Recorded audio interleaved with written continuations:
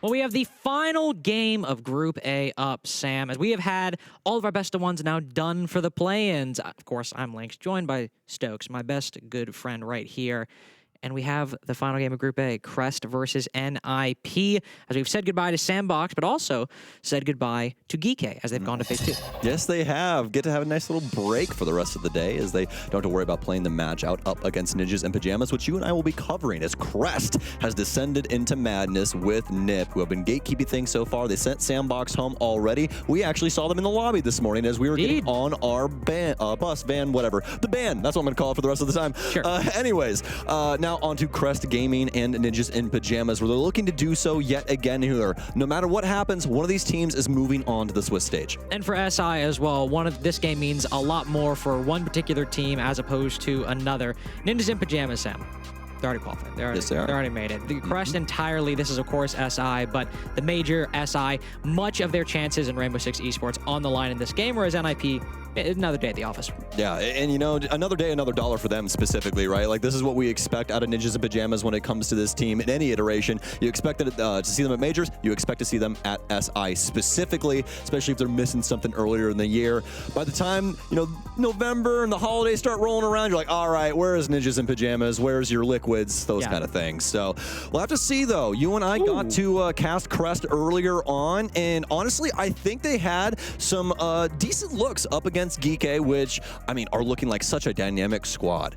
And that's the issue with that earlier game, is that there were some things for Crest, yes, but really it was just Geeky outplaying them every step of the way. Did Crest look fine? Yeah, but Geeky just looked that much better. And unfortunately for Crest, they're going into a similar situation where NIP very often just end up outclassing their opponents. Always a difficult position to be in for a team coming in from Japan or Korea or something like that. Of course, to talk more about the SI probabilities, mentioned earlier, NIP, they're already in. They are more than qualified. They are fine. And for Crest, it is not looking likely. Even with a win to send NIP home, a lot of things need to go right for Crest to have a chance at making it. Yeah, we were talking to our league ops earlier, right? And I think they were saying that the doorstep right now is around 390, Something which... like that.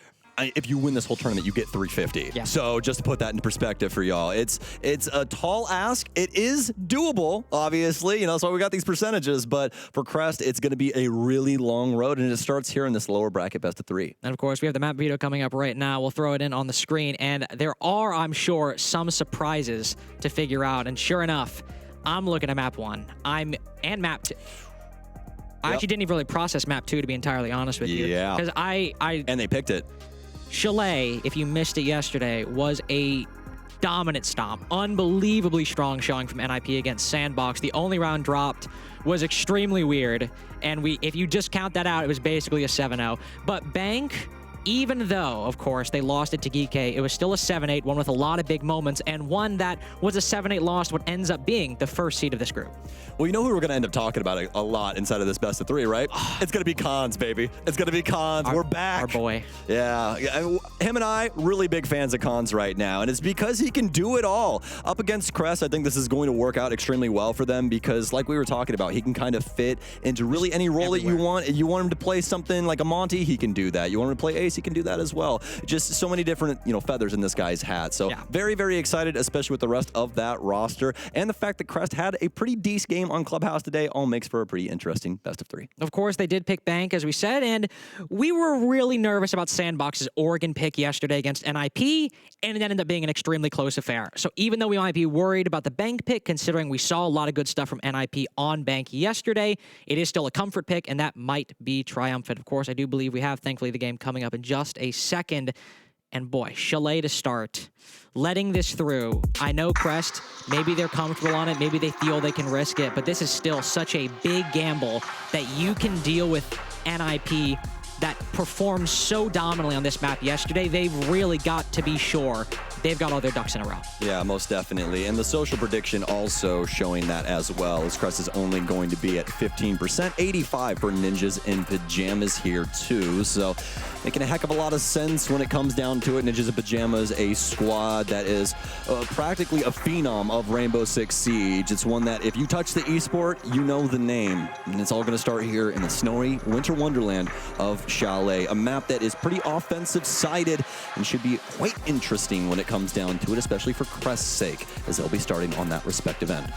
And it was so in NIP's game yesterday. 5-1 half they achieved on the attack, but Crest starting the attack this time, NIP starting on the defense. Didn't get to see a whole lot from their game on the defense against Sandbox again because it was so quick.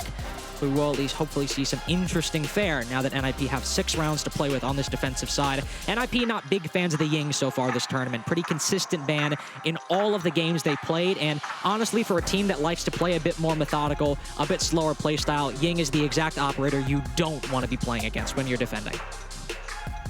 Yeah, most definitely not. Gridlock also going to come through here. And honestly, a great ban when it comes to Chalet, especially nowadays with the addition of the frag grenades. That just makes it to where she's a heck of a lot more playable. So should be a pretty fun set on the offensive perspective. We're also going to get rid of Fenrir here for the defense to start things off. So making quite a bit of sense so far through the ban phase. For the attack, though, it does leave up Finka, that other key nade operator that Muzi's been playing quite a bit of. Now, Finka's kind of taken the role of like the Yana, like you could ban it and it could be crazy, but because she was so pivotal and so key to so many lineups, you don't know how well you can play around her, and it seems for some teams Finka is taking that same spot where it would be a great ban and would really target Muzi on NIP, but do you really want to deprive that operator for yourself?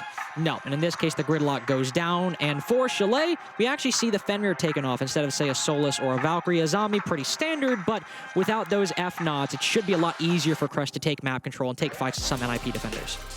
Yeah, most definitely. You know, it really just banks on the fact of what Crest can do on this offensive set and what their setup is going to be. We haven't got to see Crest on Chalet just yet, obviously, so it's really going to be down to what they want to lean into for their operator lineups, what they want to lean into for their clears, because, I mean, originally when Chalet got reworked, right, we saw a lot of people trying to favor different things, figure the map out for themselves, and one of the mainstay things that we notice is that, well, first things first, Solarium doesn't work all that well, right? No, it's very difficult. We see some teams still go back to that well every once in a while when, you know, matters become worse, but you know, it just really comes down to a region thing, a team thing as to how these kind of things go. So I want to keep this book really wide for Crest before we get down to the nitty-gritty. It's a type of take where your utility clearing, your coordination really needs to be on point, and if it's anything less than that, you're really going to struggle and get stuck on that side of the map. And to be fair, NIP are typically a very well-coordinated team when it comes to some of these early rounds, so they could make it work, but once they get to the attack, they'll best play it safe. Seems like Crest right now as well. Yet to see what they fully decide where they want to push the map. We got some presence over on the solar side. 2 different players at the moment, all hanging out by that area. The rest of NIP's defense as well also a bit scattered. Psycho will be holding on to blue here. Muzi in tow as well as Tiobi out on the far end. Trying to assist things here. The offense being clearing things out. It's going to be mostly centralized around Ego as well as the Master tag. We got Whiskey coming in. Should have a dope call matched up with that, and they will. So make things fairly straightforward when it comes to their info clear. Muzi's going to be downstairs, but doesn't really have anybody in the ballpark for himself right now. Cons is actually downstairs as well. So looks like they're going to be trying to slowly peel things back as Nip really trying their damnedest to hold on to this mid floor. There's one player over all the way by Fireplace that Whiskey has a beat on. Psycho around the short position, also looking to keep Crest contained to the dining room right now. It is a basement attack. We'll see Lua drop down to the bottom floor. Need to use some of this hard breaching. We've got the Thermite and the X-Kairos to open up a lot of these different angles. There's 2 different soft walls on the walls you'd think Crest would try to breach. So a very aggressive stance taken by NIP, looking to deny wine control by Crest. For just about 30 to 40 more seconds. Cons in particular with a shotgun. Crest really have to be careful. Flashes go in. He'll detonate the smoke as he'll lose his line of sight. No pocket reinforcements though. This hole will remain open. Well, it's been slow moving for Crest so far, but this is somewhat what we expected, especially with Ninjas in Pajamas playing the map control in the way that they did. It made it to where Nip was able to slowly wing Crest onto the map. Now they're right at the gates, but they have to deal with quite a bit of utility. Cons has already burned through his, though, so at least they're in good time on this. Some nitro cells to worry about, too, and by some, I mean quite a few, actually. We've got 3 in the pockets of Ninjas in Pajamas, so a lot of artillery to try and deal with this strike coming in from Crest. Oh, big pickup by Eclair right there. Cons cut down on the close angle inside of Red, and again, this hole is open, so they've got an entry point. Psycho's got to aggressively contest this, but the utility clear by Crest is very much landing, able to open up a lot of these different positions, but a bit too late by Tiopi. Psycho regains his vision, but then pushes far too deep into red. Claire's able to shut him down. They've got a spot to plant behind this column. Muzi with the C4, Pino on the other side too. They go out at the exact same time. One lands right as it needs to. Whiskey's picked up one, but he's got to push fourth. No opportunity to go for the plan. He checks the wrong corners, got the intel now. Pino's a bit quicker with that one. First round goes to NIP. Very well done, Nip. Gonna lock things down, and already a lot of energy on this bench as well. And that's what you want to try and carry through a long series like what we are about to get into here. Only the first round under our belt so far, but a very solid understanding of the way that you want to try and handle things on this map. Although, you know, going about things in kind of a different way as to what we normally see. Quite the roam game there initially by Ninjas in Pajamas that they're able to peel back towards site. Yeah, they eventually start losing some bodies, but not really because of that. All on cons, really swinging into red there. And then things kind of devolve for a bit, but able to essentially get things done when it mattered most. Overall, was a decent showing from Crest, at least for a little bit. Might have a bit of a tech pause right now, figuring out what's going on, but Crest, their slow attacks not serving them, especially as NIP with a good read. Even though you had, I think, some individual missteps. Psycho, for example, hitting that re-peak.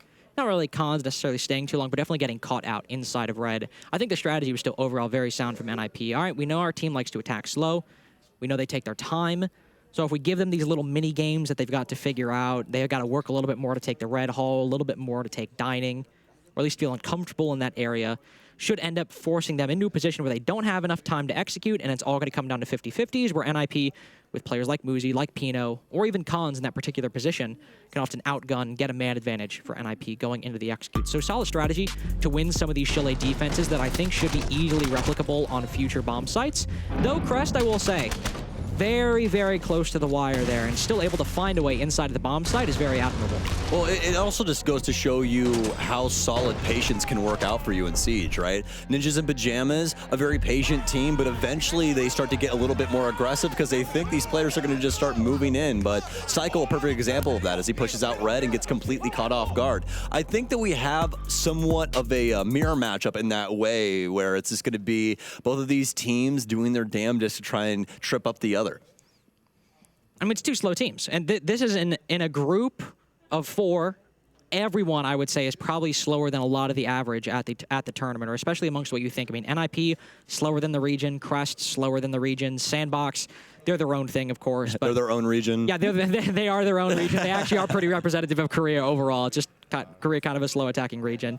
But then Geekay, even then, I'd say maybe they're the fastest out of the group, but they certainly take their time. They're not running out. Maybe noodle every now and then. But overall, the Group A has been a team of step by step, angle by angle, position by position, taking their time. Consistency. Yeah, consistency, breaking things down into bite-sized pieces and taking them as they go. So the playstyle overall has been fairly similar with some slight variations.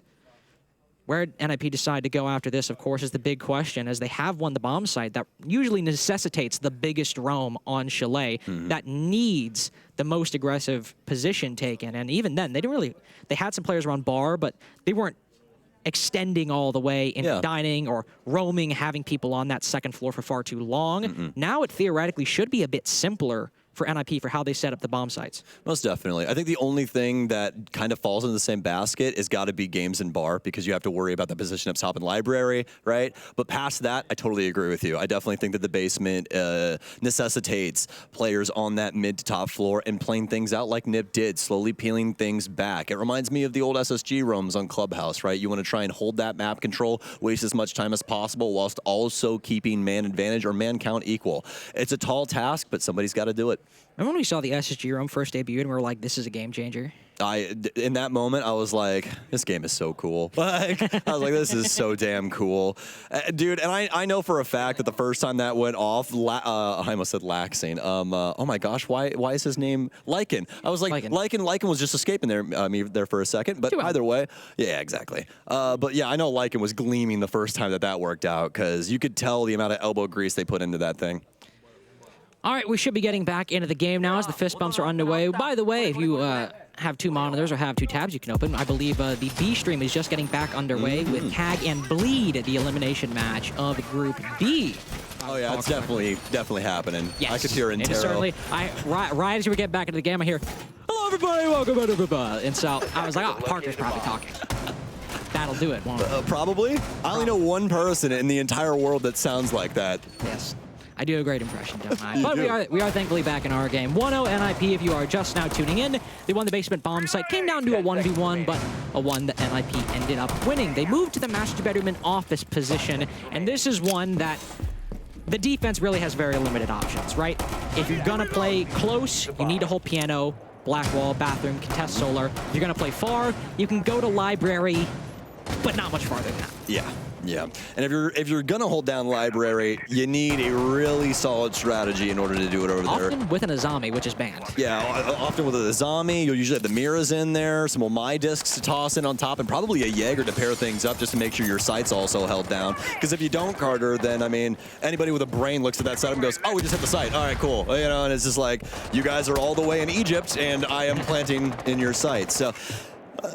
Fortunately enough, though, won't have to even worry about that. They will have to worry about some of these longer angles, though, for Crest's sake, as they'll open up a couple of things for themselves. Don't have the glass in tow that sometimes we see out on that old terrace balcony thing, but... Something else we don't see all that often. 6 nades for Crest. 4 nades for Crest. You want to talk about caster timing right there. I love this job. Man. I love this job so much. But seriously, though, I mean, like, obviously TOP's dead, but, like, how did you see 6 grenades? Even though they net added them to operators, it's been a lot of one-up, maybe 2. We had 6, but now Lua might very well lose his supply as well. A little harder to work in. I will say this, though. There is some really unique operators that do have frag grenades right now. The one that I kept, like, slipping my mind was Nook, even though I clearly know that frag grenades are on this op. It's one of her mainstay bread and butter things, Psycho! There you go. Hey, man, that would be fantastic if you were a catcher in the MLB, but not for Siege. This is not working out. Crest, 2 big pickups, one via cannon fodder and the other via lead. Well done from them. The patience showing in kind as to what can be done right now. I don't know if we were going to have that push in there for McClary. He was worrying me for just a second with how he was pressuring that door, but either way, trying to get a good read on what's going on inside of the site. They did that soft wall to the right that he's looking at trying to deal with too, but with so much time left on the clock, there is a lot that they can do with their current positioning. This is going to require a little bit of an overperformance from NIP. I mean, they still have key positions. Wizard close on this breach and this doorway. NIP can still contest piano as well, but somebody's got to get a kill in one of these spots. They cannot give up any more control inside of the bomb side. That's a good way to start. That's a good kill to make this a 3v3. The office balcony player now cut down. Khan's also somehow holding out as the storm barrels into piano. Lua just holding the breach now as the attack has collapsed around him on the heaven balcony. He knows someone's on that doorway.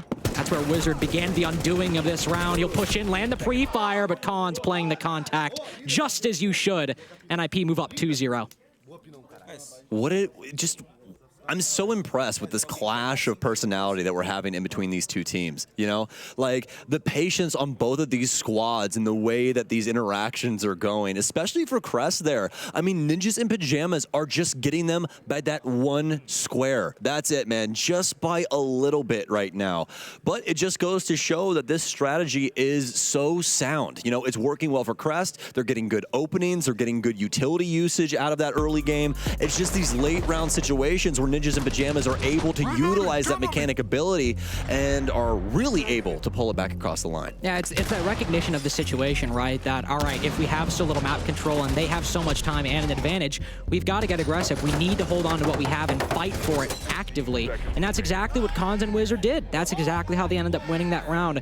Khans even do a little bit of a lesser extent, as he had the deployable shield to sit behind, whereas Wizard has a bit of pressure to get aggressive and peek that office door. Khans still had that shield to play a bit more passively behind and still get both of those kills and ended up working out. So now NIP move up 2-0. They will move down to barn games that we mentioned earlier, where you need to hold that library position and not just hold it loosely. The two kind of variations are you hold library and hard hold mezzanine, or you also put someone inside of library, inside of that death spot, and with the dock on the board. Ho, ho, ho, hold on. What? Slow things down real quick. We got a lot going on here with this operator lineup for Crest. We got the Sense in. We got Tiopi on Glass. We got Nomad. Nades in. Oh, actually, no. Stuns on Whiskey. No nades. Yeah, yeah. Yana got her nades pulled, right? No, yeah, she did. Okay, cool. I just wanted to make sure I wasn't tripping. All right, cool. Anyways, so with that being said, though, that does signify that Crest is going to be going for a games execute. There's not really another spot that you want to try and use this kind of an operator lineup. But we, crazier things has happened in the past. They could try and go for a full clear still, even dedicated to this operator lineup. But you can clearly see that Tiopi really wants to try and abuse this game's window.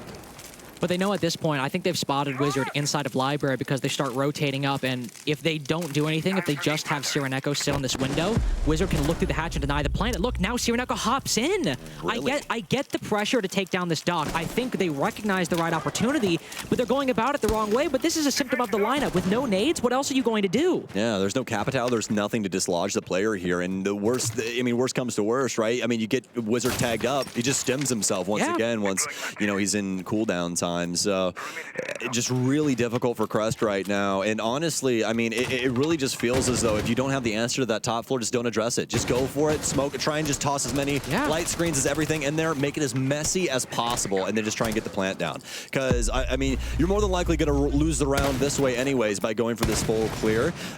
Things are just going to get really muddy, Carter. I'm really worried about this. Well, now, at this point, Crest have full rotated off that bar angle. They've all entirely surrounding the office position or heaven. This is essentially just a normal Cleo Chalet with far less utility, no explosives really to speak of on the side of Crest. But also, more importantly, you're down Sireneko. You're down that Nomad. You're down a set of flashes. No advantage gained over NIP. Utility being burned at rapid speed. EE1D's gone. Oh! But Wizard domed inside of Library. Now, Psycho backs off, knowing that the dock is lost, gives up the top floor because they know with only 35 seconds left, Crest are really short on time. One player was flanking, but hops back down. Pino cuts down Whiskey, though. Playing on the Library stairs as the Yana attempts to push down. Lewin now finds himself back on this bar window, but no case to speak of. That's Eclair. They'll need to drop down the bar hatch. Plenty of ROUs in pocket. Plenty of ability, though. Going to work out too well for him. The light screen's going to fall back down, but it's not going to break up any of the lines of sight that they were actually worried about. Lua has to get going now. 8 seconds remaining, but they need this light screen to get up. Nobody's being active. Eclair, he drops down at possibly the worst moment, all because Lua really isn't ready. He wasn't even in the window yet. It's going to hit 0-0, and Pino will pull off the Creed, drop to the hatch, descend from the sky, and assassinate the man, putting the case down. Ninjas in pajamas once again, resting on their strategy, resting on their abilities when it comes to holding down things here on Chalet, and it's going swimmingly for them right now. Fortunately for Crest, I mean, they just committed too hard to that rush strategy, and I think it would have been, we've seen Sen strategies, Glass strategies, those are common. They shouldn't be faulted for trying to go for that, but they had no options, it seemed, to deal with that dock inside of Library. And for Crest, I mean, that's a really common position to play on Library. Pause. They had a Nomad, right? They did, yes. That was Sireneko tried to hop in the window and died. Okay. All right. So now I actually do have a problem with this, because why didn't we just burn things over the top and air jab the position where Doc is, where he has to split his decision making? Yes. I actually do have a problem with that. So that, and that's a very good point. But at the end of the day, that was their only option, really. Because again, no Capitao. No nades. Nope. Nothing really to deal with that spot. But at the same time, you don't even need to go for the kill in that spot, right? Nope. It's very rare for that player in that corner to full die. You just need to push them down the hatch, and then they're okay to go for the execute. But you are correct, though. They could have gone for the air jab if they wanted to, forced him back down the hatch, but there was no attempt made. No real attempt made. Sireneko just tried to hop in the window, and then I think he got down by the Frostmat even. Carter, if I remember my angles correctly, I'll be real, I haven't played in a little while, been taking a little bit of a break from my Siege escapades, playing some single player stuff and stuff like that. But about 90% positive that that double window, you can actually see the bookshelves, like front facing side, not Doc's position, but the actual front facing part of it. I'm about 99% positive you can just lock him in that corner with an air jab. I really am. You could, but the risk there at that point is you could have somebody on mezzanine who could just shoot that air jab. No, it's very, very true. But I'm saying just for like the rush route or the beginning, it's like, oh, okay, we solved this, we popped this here, and just let it go. I see what you're saying. Just let it rock. Either way, point being, absolutely. Still not a lot of utility there for Crest to figure out. And now NIP up 3-0. won that bar site. It's the ADHD, man. I can't let it go. I'm like, I must find the solution. I like it. I like it. I like going nitty-gritty. Plus, thankfully, both these teams, they tend to be a bit on the slower side, so you and I have a bit of a buffer here. Deep dive like that. Though, some shots exchanged early on. TOP with that Osa Talon shield out.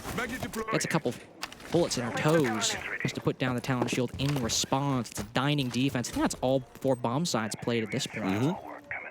It is indeed, my friend. Electroclaw, but Eclair heard it. Gonna pull this off immediately. I think he was low-key worried about somebody down low as well. Might have been a pre-fire over towards the main stairs or something like that, but nobody even in that zip code. So looks like we'll at least have to worry about things down the line for Ninjas in Pajamas if they want to try and go for a rotation. But as of now, smooth sailing for Crest in their attempt to get the wall open for study. Half the round gone. Needed to open up the office wall. Now they have to move down below.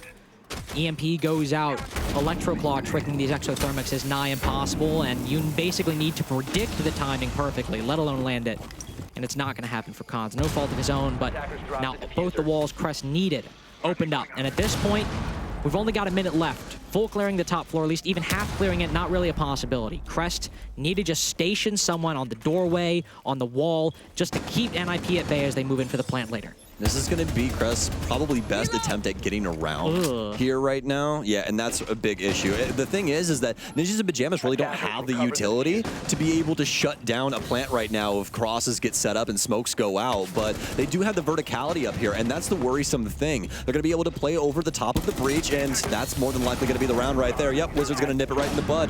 And, I mean, it's all about map positioning, man. It really is. It just goes to show you. The utility from Nip, not all that great at shutting down a plant, but the angles are that they're holding. 15 seconds left. Just poorly played from Crest, unfortunately. I mean, that Wizard's allowed to sit. That breach is open. Yep. That was the first breach they opened. About a minute 30 left in the round is when that office wall gets opened up. And where is Wizard sitting? If you're standing on the breach, Wizard is tucked behind that little quarter wall. So it's not like he's standing wide in the open, right? You need to do some work. But it's not like there's only long angles being held by the defense where they're all the way in solar or all the way in bathroom. He's right there.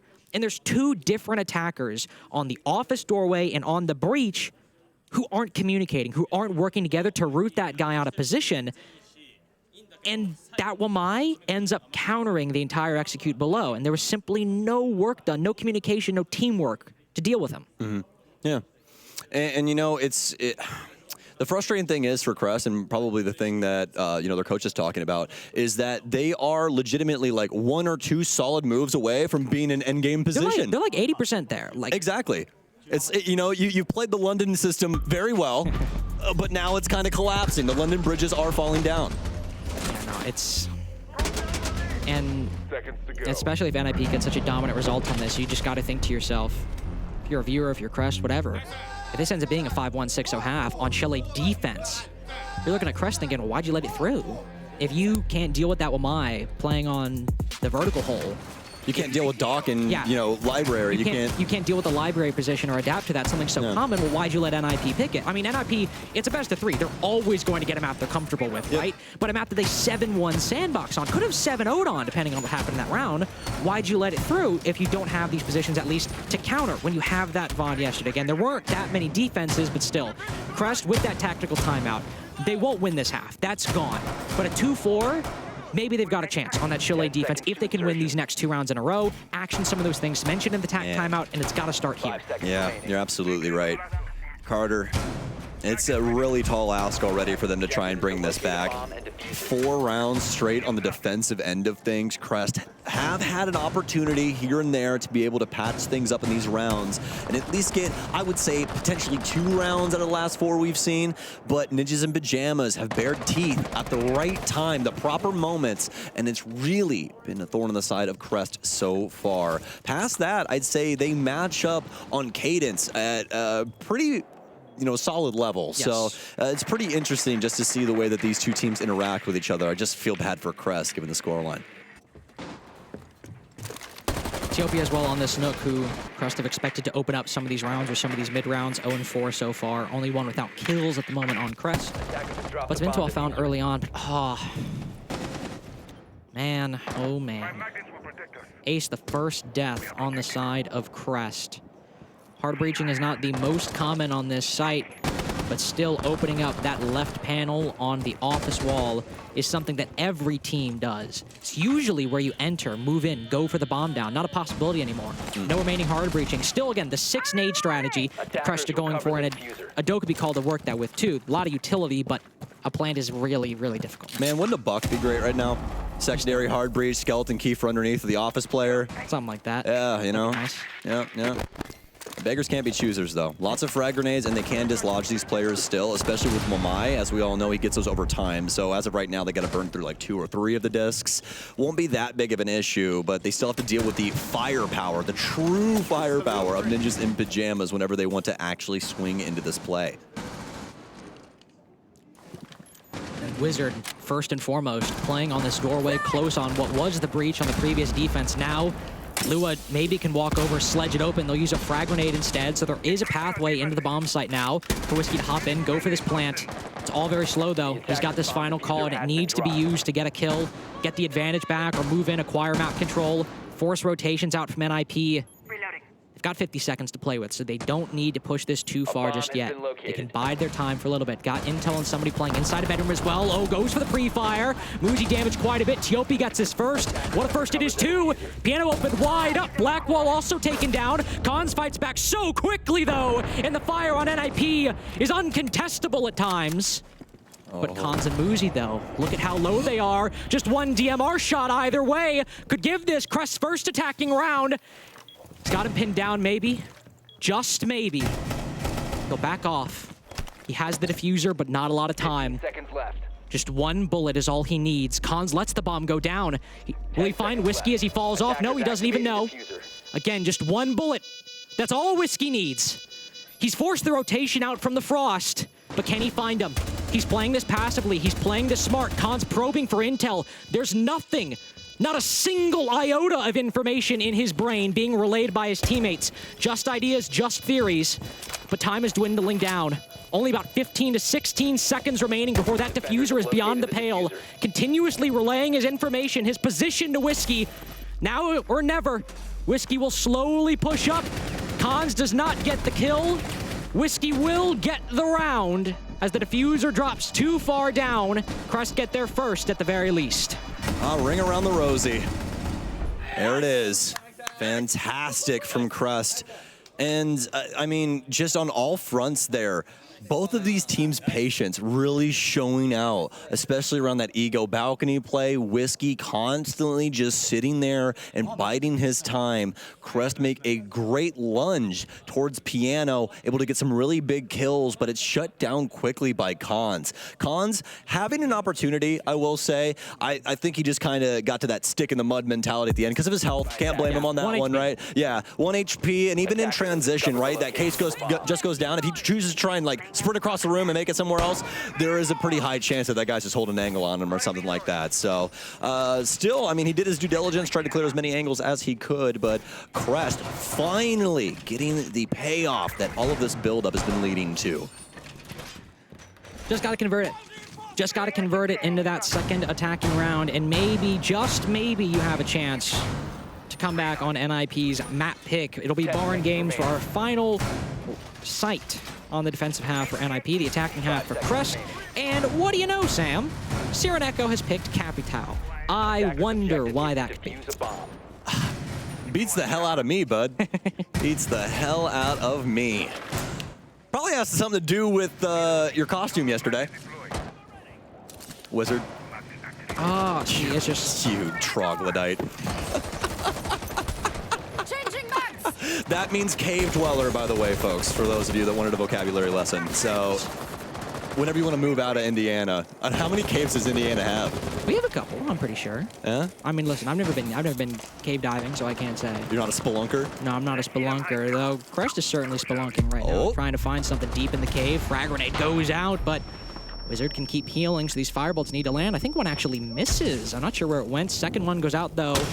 Wizard can certainly survive this, though. He just through the fire and flames, baby. Right. Yep.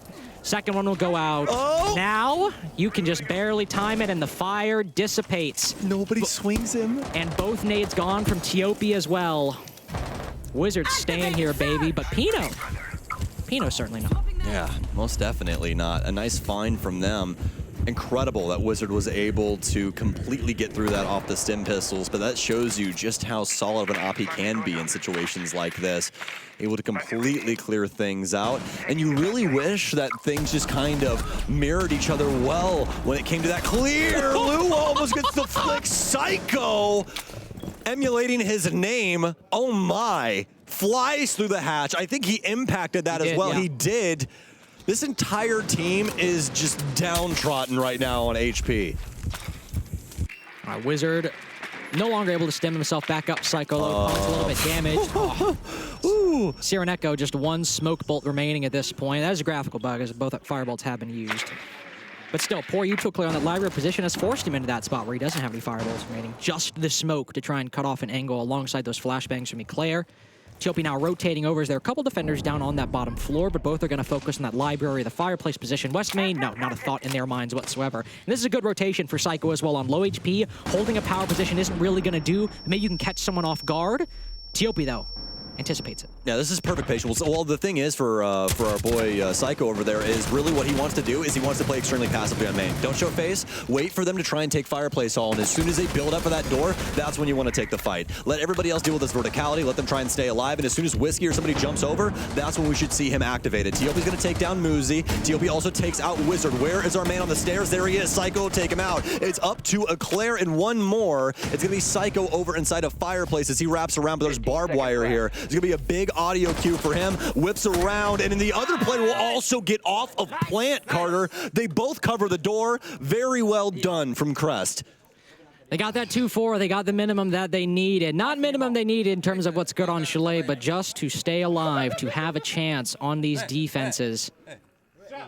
Fate's still very much uncertain. I love that from Louis. He's like, hey. Come on. There we go. There it is. But Fate's still very much uncertain, moving into the side swap. Again, this was a 7-1 for NIP, and they didn't do it on their or 7 for NIP against Sandbox yesterday, and they didn't do it on their defenses. They got the 5-1 on their attacking side. So huge odds. Nice. Jesus. I want to see this. Wow. Nice. Nice little adjustment from him right there. I'm just still so baffled that Crest had everything and the kitchen sink to throw at upstairs, and just because things were slightly desynchronized, it all fell apart. Wizard's just able to stand there with a stim pistol and get through the flames because no nade is in there to just add that extra 15 HP of damage. Well, and also, the utility clear wasn't that great because one of the firebolts got caught by a magnet. Whereas if that second one goes in, one firebolt, you can survive with 2 stim pistols. 2 firebolts, you can't if they're timed properly. You need to retreat. So if you have a Capitao there and both firebolts land when they should, that's guaranteed to push Wizard back. They just didn't burn the magnets properly. Yeah, which begs the question, why are we using the minimum amount of bodies in that position to try and get one of the most pivotal spots on that entire bomb site? The world may never know. Who's to say? How many licks does it take to get to the center? I tried to count one day. Nips. Yeah, you did? I was in a bowling alley. I had a Tootsie Pop. This shows you what kind of kid I was, by the way. I was sitting there, I was like, I wonder. I was like, 1, 2. I think I got to like 383 before I stopped counting. You're like, that owl is a lion. Well, he ate the Tootsie Pop, so I didn't eat it. Well, you wanted your teeth. That's true. I've got weak teeth. So oh, no. It wouldn't have gone well. But now we do have the side swap. NIP looking to attack the master bedroom and office bomb site, as that is Crest's decision. Solus unbanned, by the way. Sireneko decides to bring hers. I didn't see a lot of Solus play from NIP, or at least a lot of impactful Solus play if it was there. Also, some quick entries into the building, as I believe someone is down below. It is Muzi on the Yana. I should have just assumed that, to be entirely honest with you. Loves these kinds of positions. But no nades, unfortunately, in that Yana anymore, so can't go fishing for anything. And besides, when you have Pino on the roster, who is always going for those nades and mostly landing them. Ooh, that's not what you want for your Solus. What's this drone economy looking like from Nip, though? He's done a bang-up job, but now things are starting to fall off the wagon for Crest. Lots of time here for Nip, and this is honestly worrisome because we usually don't see Nip getting too aggressive until like the minute mark on their clears. A lot of info game, a lot of understanding what the defensive setup is before they start working their way in. They really enjoy playing maps from the outside of the building, Carter. That's a bit of a worrying trend for Crest because you might get naded from below, and in some positions there's nothing you can do. But if Sireneko's going to be running around, NIP might get that pick. But Tiopi also running around, flanking up West Main, catches Pino off guard. That Dokkaebi call goes out. Don't see a lot of Dokkaebi from NIP. It only came in round 15 of Oregon yesterday before we saw her. They might have learned as round 7, the first of their attacks, it goes out. It might just be big. Wizard able to find one. Oh, but Whiskey domes the Dokkaebi on that very window. A little bit more freer to rotate around that area now that that bedroom window's gone. A little bit freer still as Whiskey gunning with the 9mm. Muzi, just domes him, ends his reign of terror. And this is a 1v2 on the bomb site as one's flanking up Solar.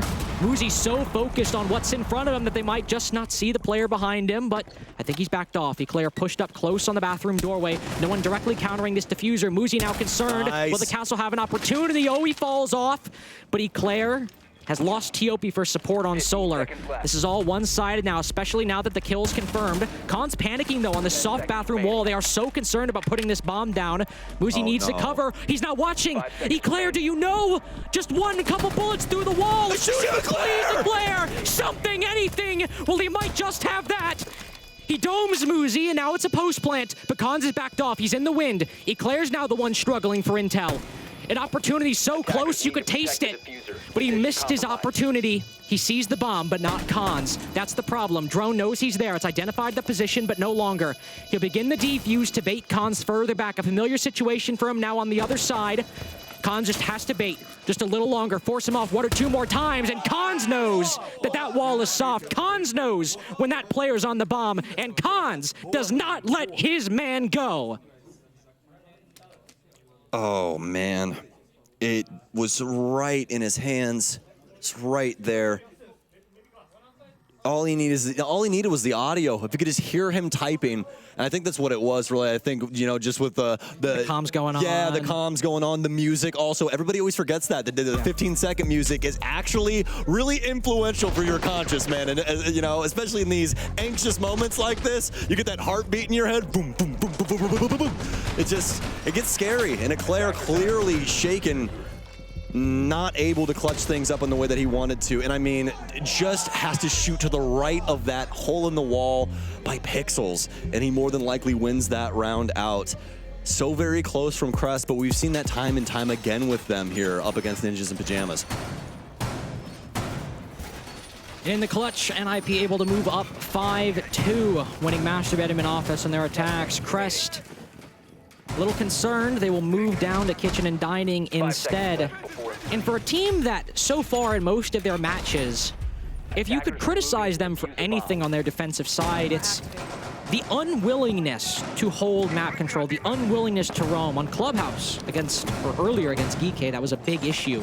And now we just have solo players, Sireneko on the Solus now in the Valkyrie, just running around, just getting mobile, getting active. And I think a C4 from below to deal with the players in office perfectly fine inside of the bomb site, or even inside a library, perfectly fine. But I don't want to see Crest just having one guy running around, because NIP could easily pinch that. Absolutely.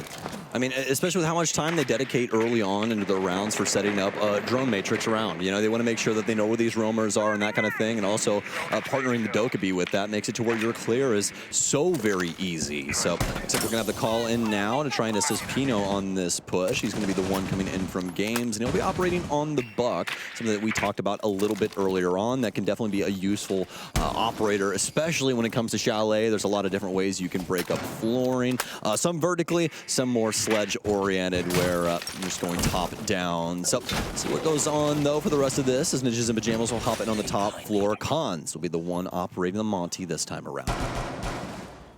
Just force Crest to, in a little bit of an uncomfortable position, make them a little concerned. Just always relay intel to the attack. It will definitely be useful on that piano position. As always, sometimes defenders just take refuge behind that wall, take refuge behind a deployable shield. It'll be useful for that position, or to push in for the bomb site later on. Half the round now gone. And if you need to begin opening these walls, and what do you know? That is exactly what they will do. Office wall now easy fodder for the attack. Once that new jammer's dealt with, there we go. Now you need to rotate down at the dining wall, do the same thing. Okay.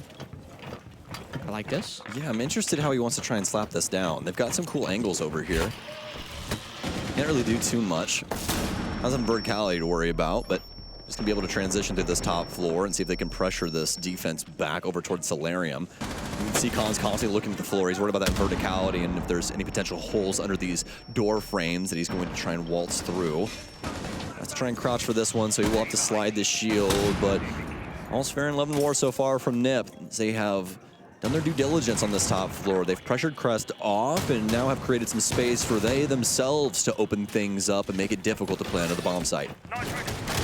Khan's going for the full wraparound, but so much time spent. That C4, one of them finally lands. Eclair taken down though. Khan's, I think, peppering two different players. Eclair cut down and Whiskey also losing a lot of HP. Khan's also spots the Valkyrie down below as Cyrenetko uses his C4 to pressure anybody down Solar. Yes, there is somebody behind the display case. He doesn't check. Tiopi's now dropped the fuser right in front of him, and NIP have to go for the kills. Psycho finds one. They know the position of the Legion, but the Frost is unknown. Two line up for the 9mm, and there's no time for Pino to win this back.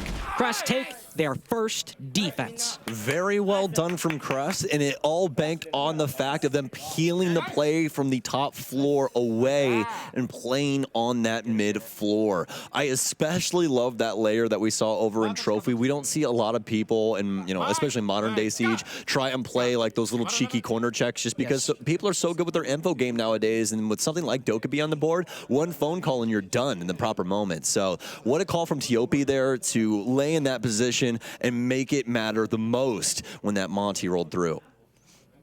And also the decision of NIP kind of exposed them to that in the first place, because replace the Monty with an Osa, you're just going for a half clear. You're just going on that side, and you got to be concerned about the C4s, of course. That's something you need to be worried about, but maybe you're able just to get by with a bit smaller map control, but have more time to bait out those C4s and end up winning the round. But they go all the way. They go for big air in that round, move down the Solar Stairs, try to take Trophy, and with such low time, that makes the power of the Legion, should it work, all that much better. So, to Tiopi, able to get that kill. Good job, as you very well turned the round in your favor. But the setup overall from Crest certainly did a lot of work. Dining also going their way. They will not go back to office. They will not go barn games. They will go down to the basement. Try things out. Well, got the TCSG or the Vector on here, Claire? We got the TCSG. Very nice. Never know nowadays with your Goyos, right? So everybody's people like one thing, some people like the other. Yeah, exactly. You're allowed to have an opinion, unless it's wrong. True. Then we'll have problems. Yeah, then we'll have problems. You got to take the TCSG on Kaid. That's just how it is. Oh yeah. AUG nowadays. Too slow for Trey. That's what I'm saying. Especially when you can take a shotgun that shoots slugs and you have to hit somebody like twice. It's pretty sick. So, seen a lot of really cool moments with that thing over the years. And actually, fun fact, ladies and gents, Ninjas in Pajamas was actually the originator of the TCS G12 all the way back at SI 2020, where they were gattling everybody with that thing on both respective sides. So, looks like Psycho's going to be the first one to take a duel, and it's kind of funny because he's on Habana of all things, but he's still going to win it out. Tiopi feeling a little active from his earlier antics. Won't be able to get too much going on the garage side, all except for a little damage. I mean, this is the concern with what Crest have been trying to go for in these defenses. They're running into NIP players. Sure, Psycho's on low HP, but Lua dead. He's been the guy, even in previous games, before Crest decided to shift their playstyle a bit, who gets aggressive, and now he's getting punished for it. Tiopi, low HP as well. They've done some damage to the Hibana, sure, but Crest are really getting punished for a lot of these individual plays. But now they've moved back to the bomb site, and with a minute 30 to go, they're in a man disadvantage, sure, but NIP, we always say they're slow. There's still players on the second floor for NIP. They're still droning out the first floor with half the round to go. You have plenty of time just to sit on the bomb site, hold your angles, bait out utility from NIP, and prep your positions. This brings up something that I was talking to Jacob earlier. I was talking to him about way back in the day. I was trying to qualify for SI 2017 through the open bracket, and I lost in round of 16 to Redeemer and everybody, right? Redeemer, Ghost, some other guys. Dude, the difference in droning was like the biggest thing that I noticed at that moment in time. I was like, this info game is ridiculous. And that's the thing that I noticed with Ninjas in Pajamas. They are so willing to double check and triple check things to make sure that there wasn't something that Crest had building up later on into the round. It's so beautiful. And that intel's got to be strong here because Whiskey's sitting on the opposite side of this cabinet. Oh, he's spotted by Psycho and now finished off by Khans. So they know he's there. The positions they need to worry about, you'd think, would be the breach, the connector, that area.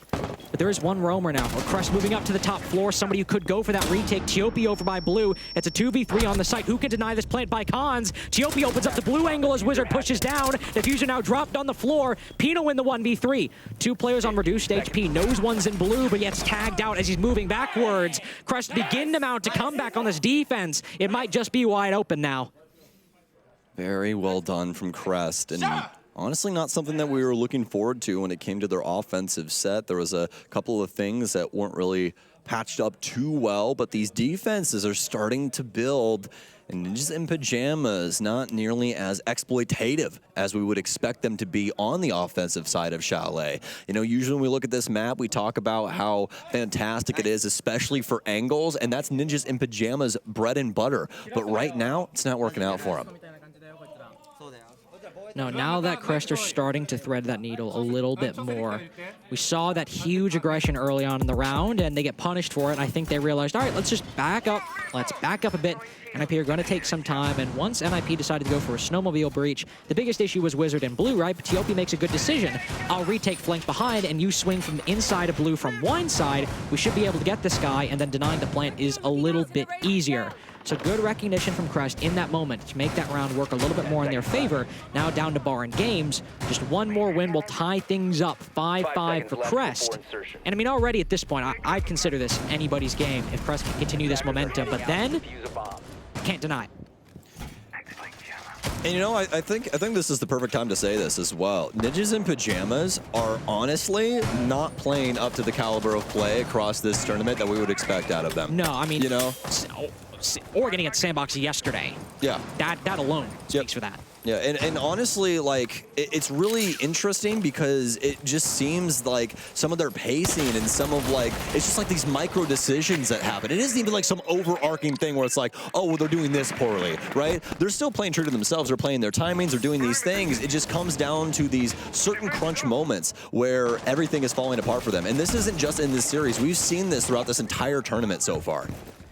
I think the group matchups end up being a little bit problematic for them. I mean, Sandbox on their Oregon defenses, Crest right now, though not so much on the starting of these defenses, but they're starting to figure it out. But Geek specifically against NIP, they're not giving them those easy openings. Even on Bank, where you need to roam, where you need to hold heavily, Geek weren't running in front of NIP angles being held. They were stalling enough time on the aggression, but then not overplaying their hand. And Sireneko has really been the only guy, Sireneko and Lua, to move beyond sort of the stronghold for Crest on the defensive bomb sites.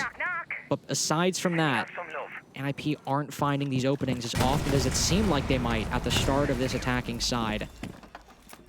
Yeah, especially with the Dokkaebi in the lineup. Like, that was the thing on Bank where it was like, this could just help them so much with their clear, but as of right now, it hasn't really been doing all that much for them. Some stuns out, some other things in tow for Ninjas in Pajamas, but all silent past that. No real damage dealt to either team. Crest have been able to rest on all of this utility, and there's still quite a bit of it. Yeah, there's a Nitro Cell out from Whiskey, but you have Razor Blooms to worry about, all these goo mines still in the pocket. Actually, speaking of which, Lua, why do you have 5 goo mines in your pocket? He's saving them up for a rainy day. To throw at anybody might come his way. Who knows, though. But the map control has pretty much been ceded by Crest. I will say Eclair backs off very quickly. Tiopi found on the Thorn, who's playing Library earlier. I was going to say with the control, Crest were still holding. NIP will have very low time, but Crest all back off at about a minute left. Really banking on NIP to stall themselves out, not to find any more picks. But look at Psycho. He knows, or at least has an idea that Sireneko might be flanking. He's been so individual, and the Brava's watching. The Brava's waiting. Can he find the kill? Muzi looking the wrong way.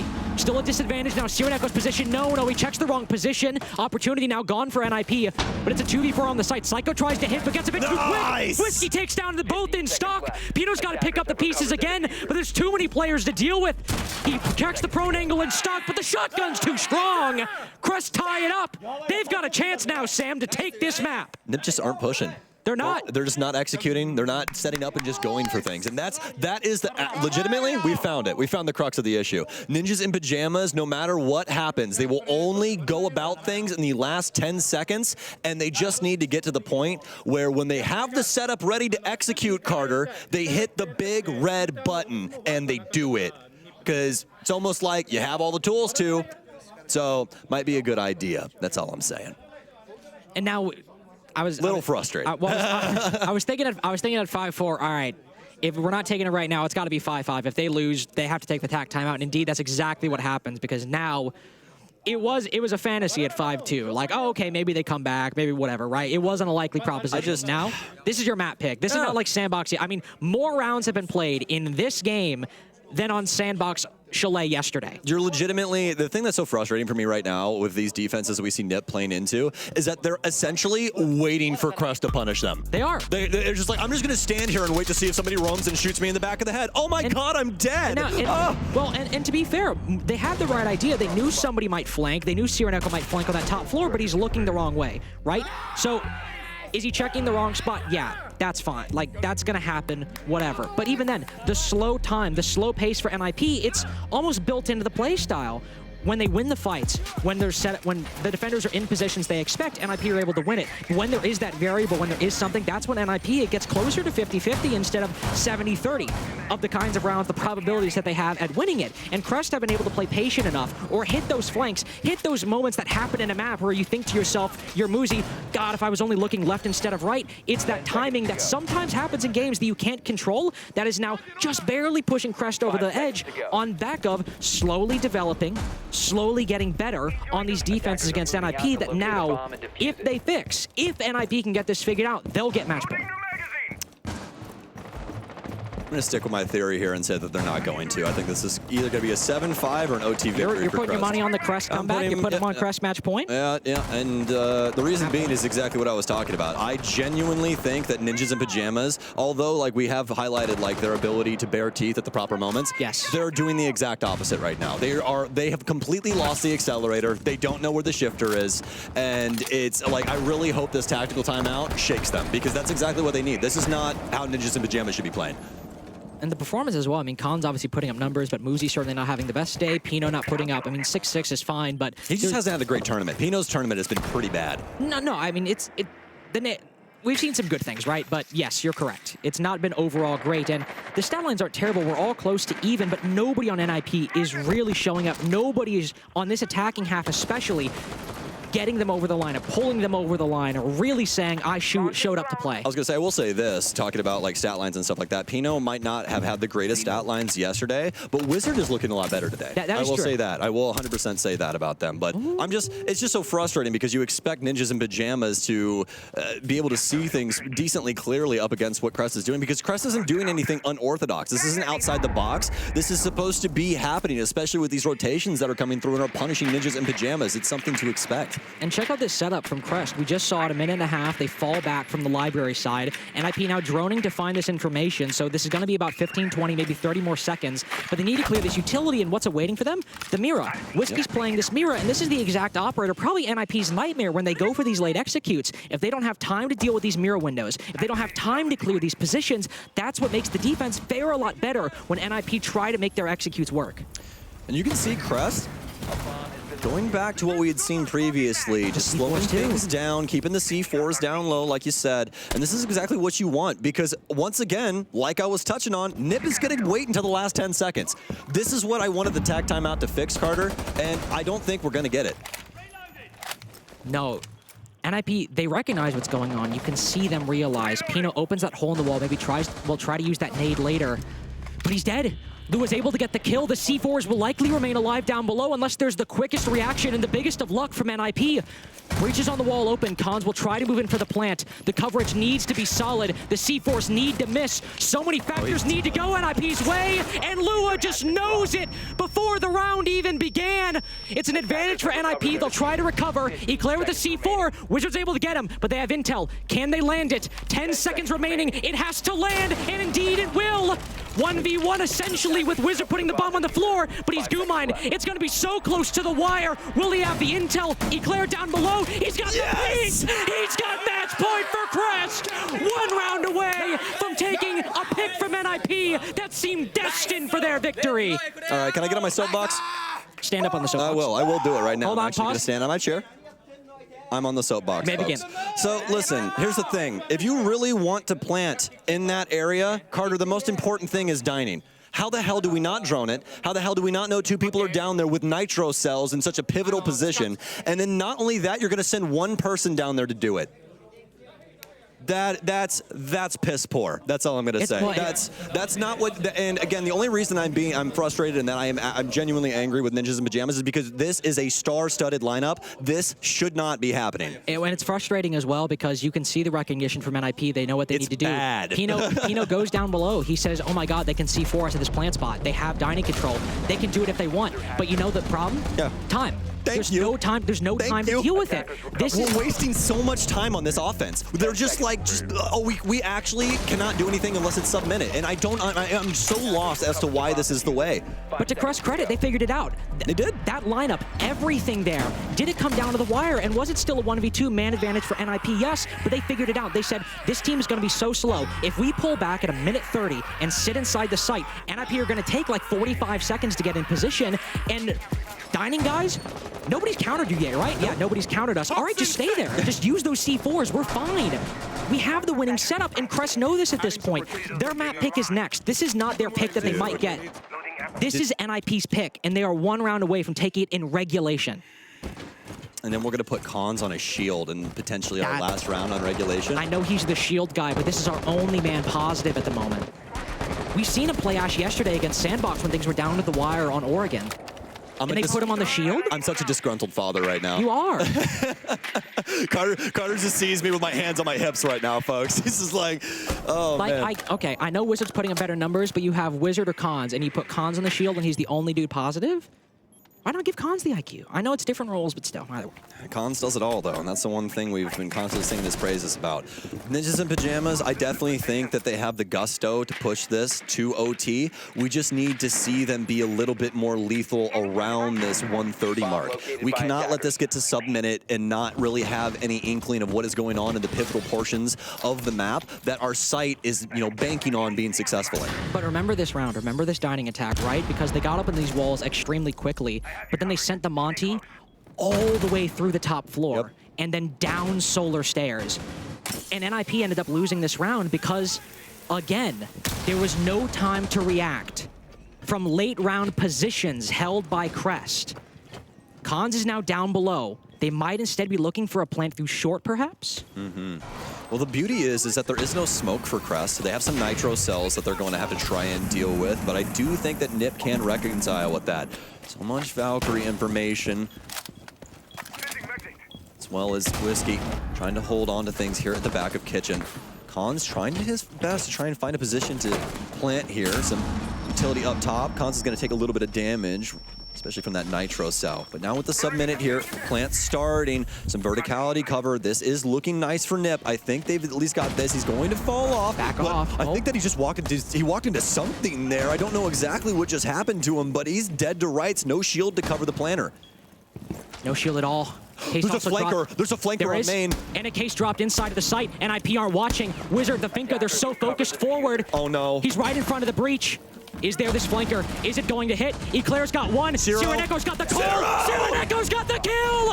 Muzi now on half HP. Pino's got to push forward. They've got to recover. It's one gun left alive for NIP as Muzi pushes forward right into the shotgun. Whiskey doesn't miss his man. Muzi doesn't either. Pino last alive so many times. Can he save it now? Can he be lethal in the clutch? Can he win the pick? Can he get the last kill with 3 seconds left? This is not the NIP, you know. This is not the NIP against Sandbox. This is NIP now down 1-0 on Elimination Series. From the land of the rising sun, Crest, Japan is here to play. Ninjas in Pajamas lose their own map pick against a much smaller region. And this is something actually that has routinely been happening to NIP across the last year and a half. They come here, they play against MENA teams, they lose. They play against Japanese teams, they lose. And now there is actually a moment in time that we could be here to witness where Ninjas in Pajamas goes home in the play-ins of this major. And you might be thinking to yourself, why are we getting so excited? The series isn't over. We still got another map, maybe two. NIP could very well win this, and that's right. NIP could very well still win this. They could come back. They had a good game against GK on Bank. There are a lot of possibilities, but Sam, this is anybody's game, and we'll be with it right after this.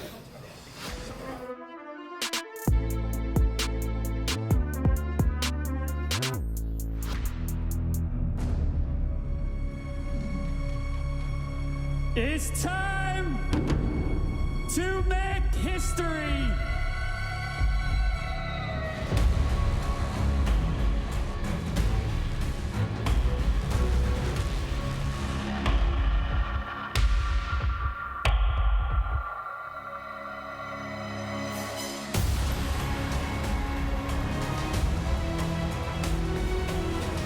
Behind a solid wall, the pings, they're all in his favor. There's a C4, but Souls does not care.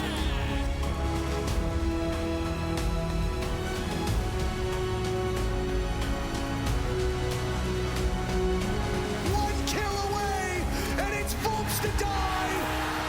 A new generation pick up where legends left off.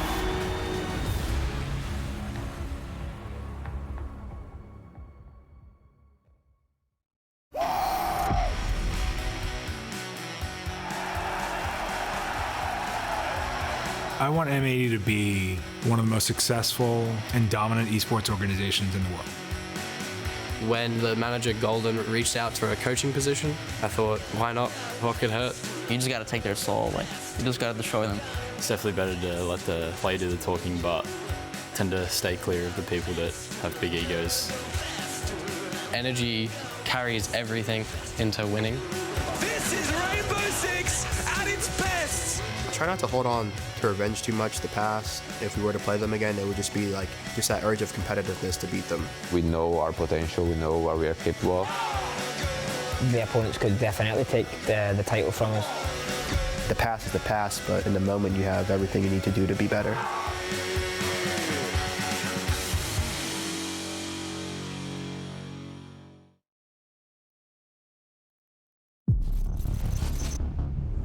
Hello, I'm Dominique Clement, game designer on Rainbow Six Siege. The next season is right around the corner. And if you don't get the latest operator on release, you might still want to review your ABCs on some of the operators already available today in the game. The Electric Bandit, the Wise Cade, and the Quiet Mute will be welcoming a new troublemaker into their ranks, ready to give breachers a few headaches. Working out your pulse and Solus muscles will ensure you'll be able to provide invaluable intel to this new operator. And let's not forget about Ella, Fenrir, and our other trap operators who each bring a unique ingredient that can be used in crafting some really crazy strategies with this new operator. So jump into the game and review your basics with these operators, so you'll be ready to synergize with the new operator when it comes out next season. See you then.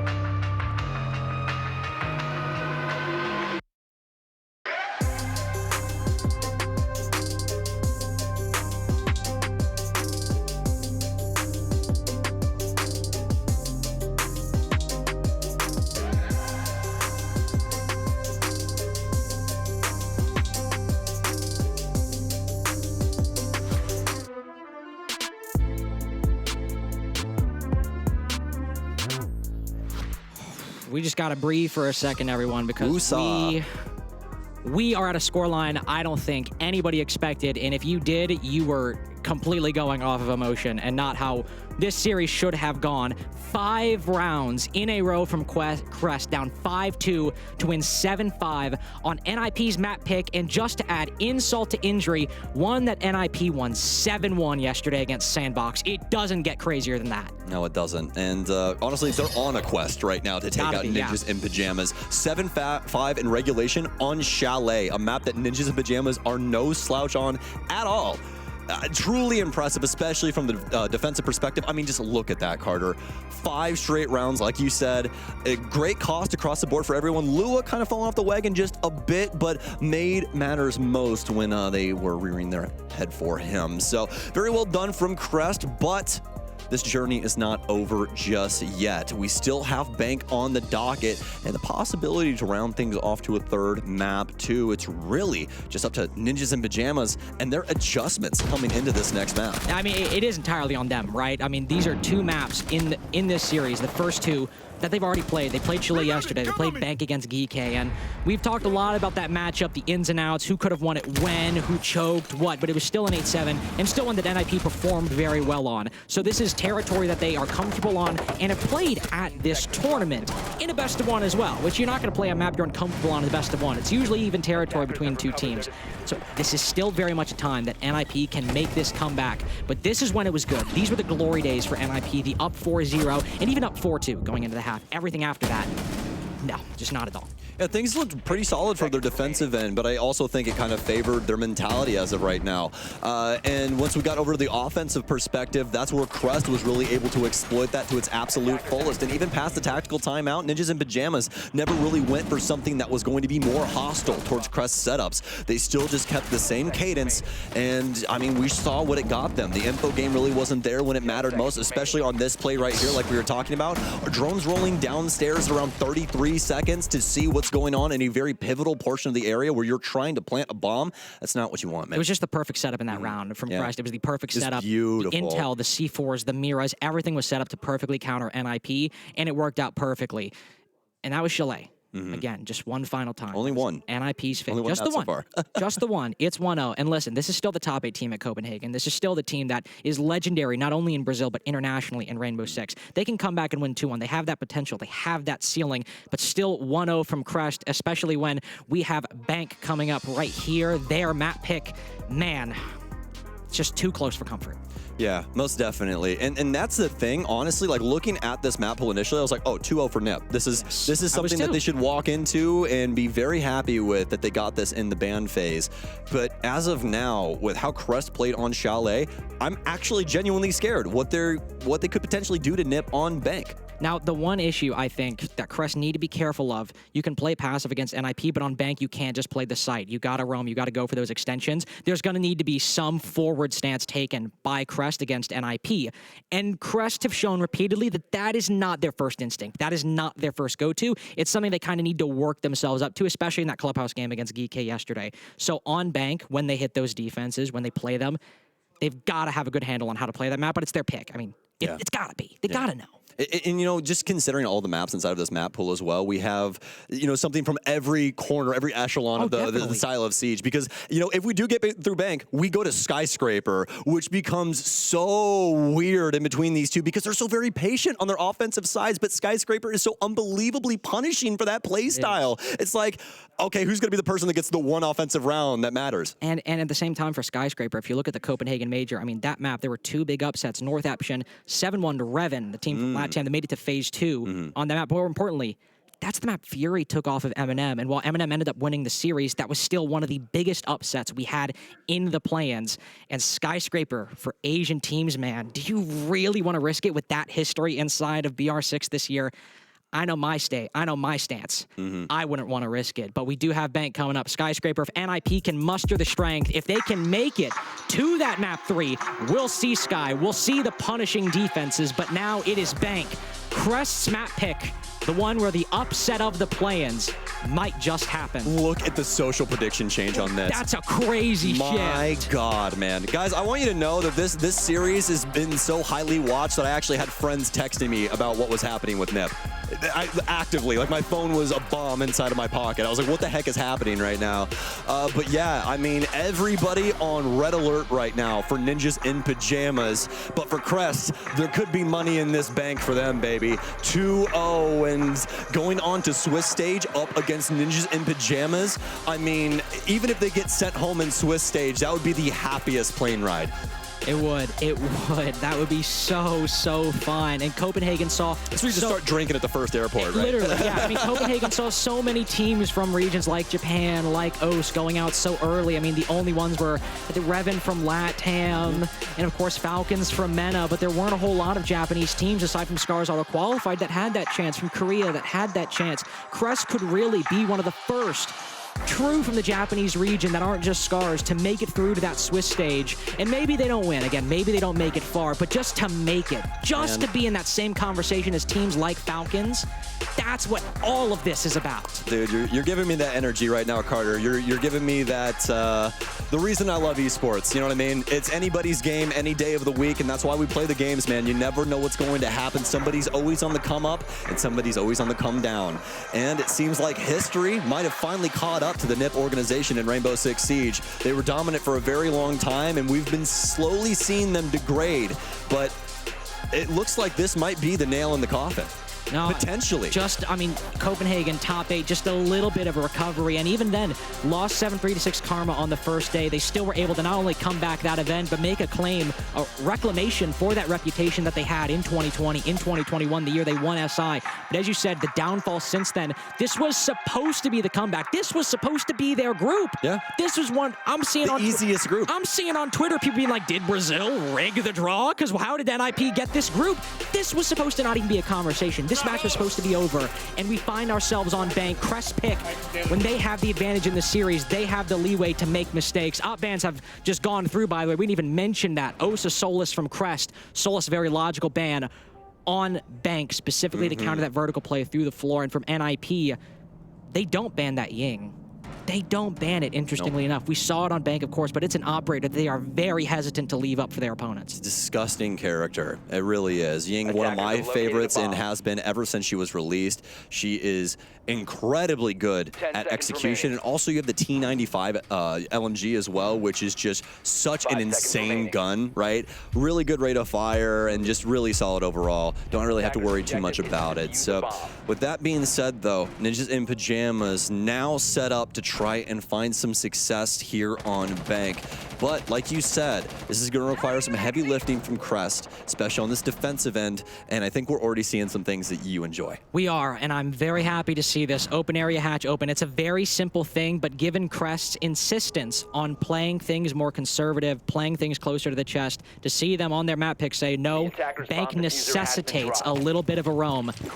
We're not going to see that inexperience at this moment, at least strategically speaking. That inexperience will not rear its head yet. Also, look at these Valk cameras from Lua placed inside of Janitor, aimed to find NIP attackers as they move in through that top floor. And look at how many players are stationed around the middle. And if they remember that Geeke game, they'll know Pino is always in CEO with this box. Yep. Yep, they most definitely will.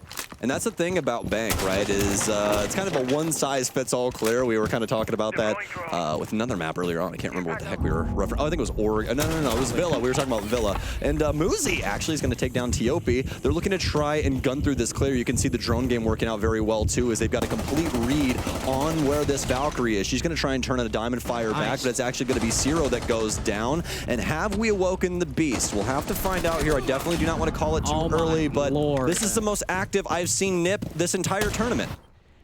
Have we seen an NIP round at their behest come down to a 4v1 this early?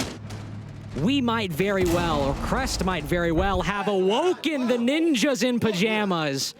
Only round 1, but a complete heel turn by NIP from cowardly at times to insistent on map control.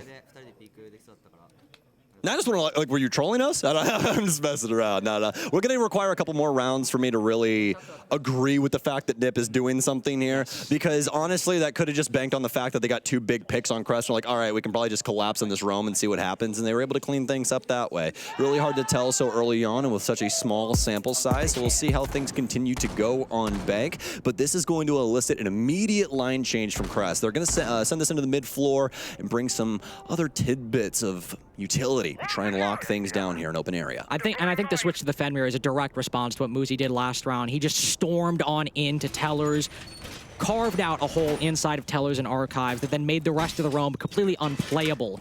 All within the first 45 seconds, but if you have that Fenrir, you have those F-Knots on the doorways, Nip have to either, well, they'll either get punished for doing the same play, or they'll need to use that Brava, as Twitch is banned by NIP. Yep. They would have to use that Brava to hack those F-Knots or use explosive utility to deal with it. So I really like that adaptation by Eclair. When they go back to lockers later on, I expect he'll be there as well. Yeah, most definitely. A solid lineup across the board. You know, I really like what we're seeing here, especially with Lua bringing that Warden in just to make sure that execute utility isn't as pivotal for Nip in certain scenarios. But could I obviously end up getting picked early on here if he ends up going for the improper thing. But Ninjas in Pajamas, we know their tendency to be slow about things. This is going to be about this opener and how they handle the aggression from Nip initially. We're going to have Pino up top on these windows. He's going to be in line with Psycho as they're looking to address things here on the far side. Pino also going about the soft destruction far more safer than he has before. I think he recognized it and remembers the Geekay game, where he was very often counted on Buck or couldn't find anything. The boogies are a much safer option to achieve a very similar result. He's still got to worry about Lua, though, very eagerly taking a fight with Pino on that window outside of the CEO position. Boogie's going out, trying their best. Ooh, unfortunate right there. Caught on the chair. That's sometimes the downside of Siege. There's so many furniture, so many objects, a gadget can get caught like that. And that will, unfortunately, deny probably a wide swath of soft destruction that NIP were looking for. A lot of Crest defenders up top. A lot of big NIP players moving in to take these fights. Candela's going out. Wizard gets the first pick. That's 2 now for NIP. Candela for the follow-up on the player inside of Electrical. Whiskey holding it down. Will need to back off down that hatch. Very quick roam clear from NIP. They are so dedicated to this shift, and at the moment, it is working out very well. A bomb has been located. Well, the thing that we were talking about earlier came to fruition, didn't it? So Lua's down. Gonna really have to worry about this last Candela, as it will stun everyone in its vicinity. Hopefully Zero can get that thing caught up in a disc later on down the line. But a lot of destruction being done by the boogie drones as they're ripping up all of this flooring, making it a lot more difficult to rotate around that base floor. Ninjas in Pajamas resting back on the info game, but why not? Things are working out pretty solid for them so far. They'll get a decent read on the player over inside of E2 Elevator, and more than likely start looking to transition this to the mid-floor soon. Now this is the time when you've got that 5v4 that the patience from NIP actually ends up paying off, because with an advantage when it's not just a 5v5, you can afford to take that time, but then you have the advantage to play trades, to work players out of positions without it just being basically a coin flip as who ends up winning. Candela caught by a Candela, or caught by a Magnet, excuse me, but Psycho still knows he can blind them. C4 flies out, but it's on the wrong side of the desk. Wizard picks up Tiopi. Man advantage retained by NIP as they can keep playing these trades. They'll only be favored. Crest need to overperform. Somebody's got to go big. It all falls onto Whiskey, but NIP seem revitalized after the break, moving into map 2. Full control of open area at this point. Pino will just put the bomb down merely to force a rotation out from Whiskey. Do his due diligence. There's no shot this mute gets this one. Well, so far so good for Ninjas in Pajamas, and yeah, I'm in the exact same boat as you are, my friend, and Pino will make sure that that comes true too. Ninjas in Pajamas 2-0 right now, but here's the key thing.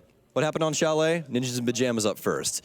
Some adjustments we could see out of Crest. We'll have to just see what's going on. Looks like we need some admin assistance here for just a split second. Don't know if it's game audio or what, but they're trying to get things figured out. So we'll let you know what the admin call is here momentarily. But as of right now, this is looking like the traditional Ninjas in Pajamas that we're used to, right? This is looking like them doing the most with the round that is ahead of them. And instead of just sitting there and trying to get every bit of info under their belt and dwindling down their time to make a it to where they really just can't make mistakes. They've instead started lunging, especially in that first round, to try and get some of these earlier picks, and obviously in that second round, making it to where they could go back to that same well, use that info game past that first pick, really assist themselves with understanding conceptually what was going on that mid floor. It's pretty ironic that the quicker NIP attacks actually come on the far larger map, Bank. I mean, they were stalling out so much time on Chalet and on Bank. I think maybe they're just recognizing we're not clearing the whole map. We just need to clear positions one at a time. That's what we were talking about, right? And that's and you're making that bite-sized. You're making it a lot easier to wrap your head around and making it a lot easier to process and make decisions. And sure, yeah, NIP had very dominant 4-0 start, but these attacks, if they were the problem on Chalet and Bank being just a whole different beast entirely, NIP is still looking like you can't count them out just yet. Yeah, most definitely. I absolutely have to agree with you, because the key thing that you said in your statement there, or at least for me, is the fact that they're making things into bite-sized pieces. And on top of that, I think that they're also going for the things that are warranted, right? They're not trying to get the whole cake. They're just going for those little slices that they actually need to get their play to go off. And that's what was so frustrating for me on Chalet. We don't need this whole map, guys. We just need the portions of the map that are pivotal to our strategy. And that's what we're seeing here on Bank. It's working swimmingly. 2 sites now, 1 for NIP. They've taken down lockers and open area. We saw a rotation from Crest where instead of trying to play that site a second time, they immediately rotated. I don't think they will just suddenly go back to lockers or try open area again. With how dominant these rounds have been, they will do their best to win on another bomb site, and they'll do that very thing. Move up to CEO, then use the next 3 rounds after this to fix whatever mistakes they find necessary. For NIP, I'm not going to mention it. I got excited by the lineup. I'm not going to jinx it. Don't say it. Not going to do it. The set I'll talk about Crest because we know their operators are solid. You got the Castle. That's always going to be there. The Warden, always going to be there. But Crest leaning into their strength on Chalet. At least in certain rounds, it was the in-sight intelligence.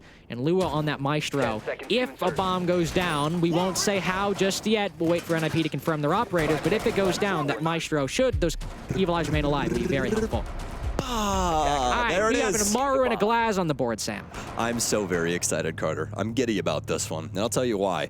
It's really because of Muzi. You know, when you see smokes in play, you know, and all that kind of stuff building up for Glaz, that's all great, well and good.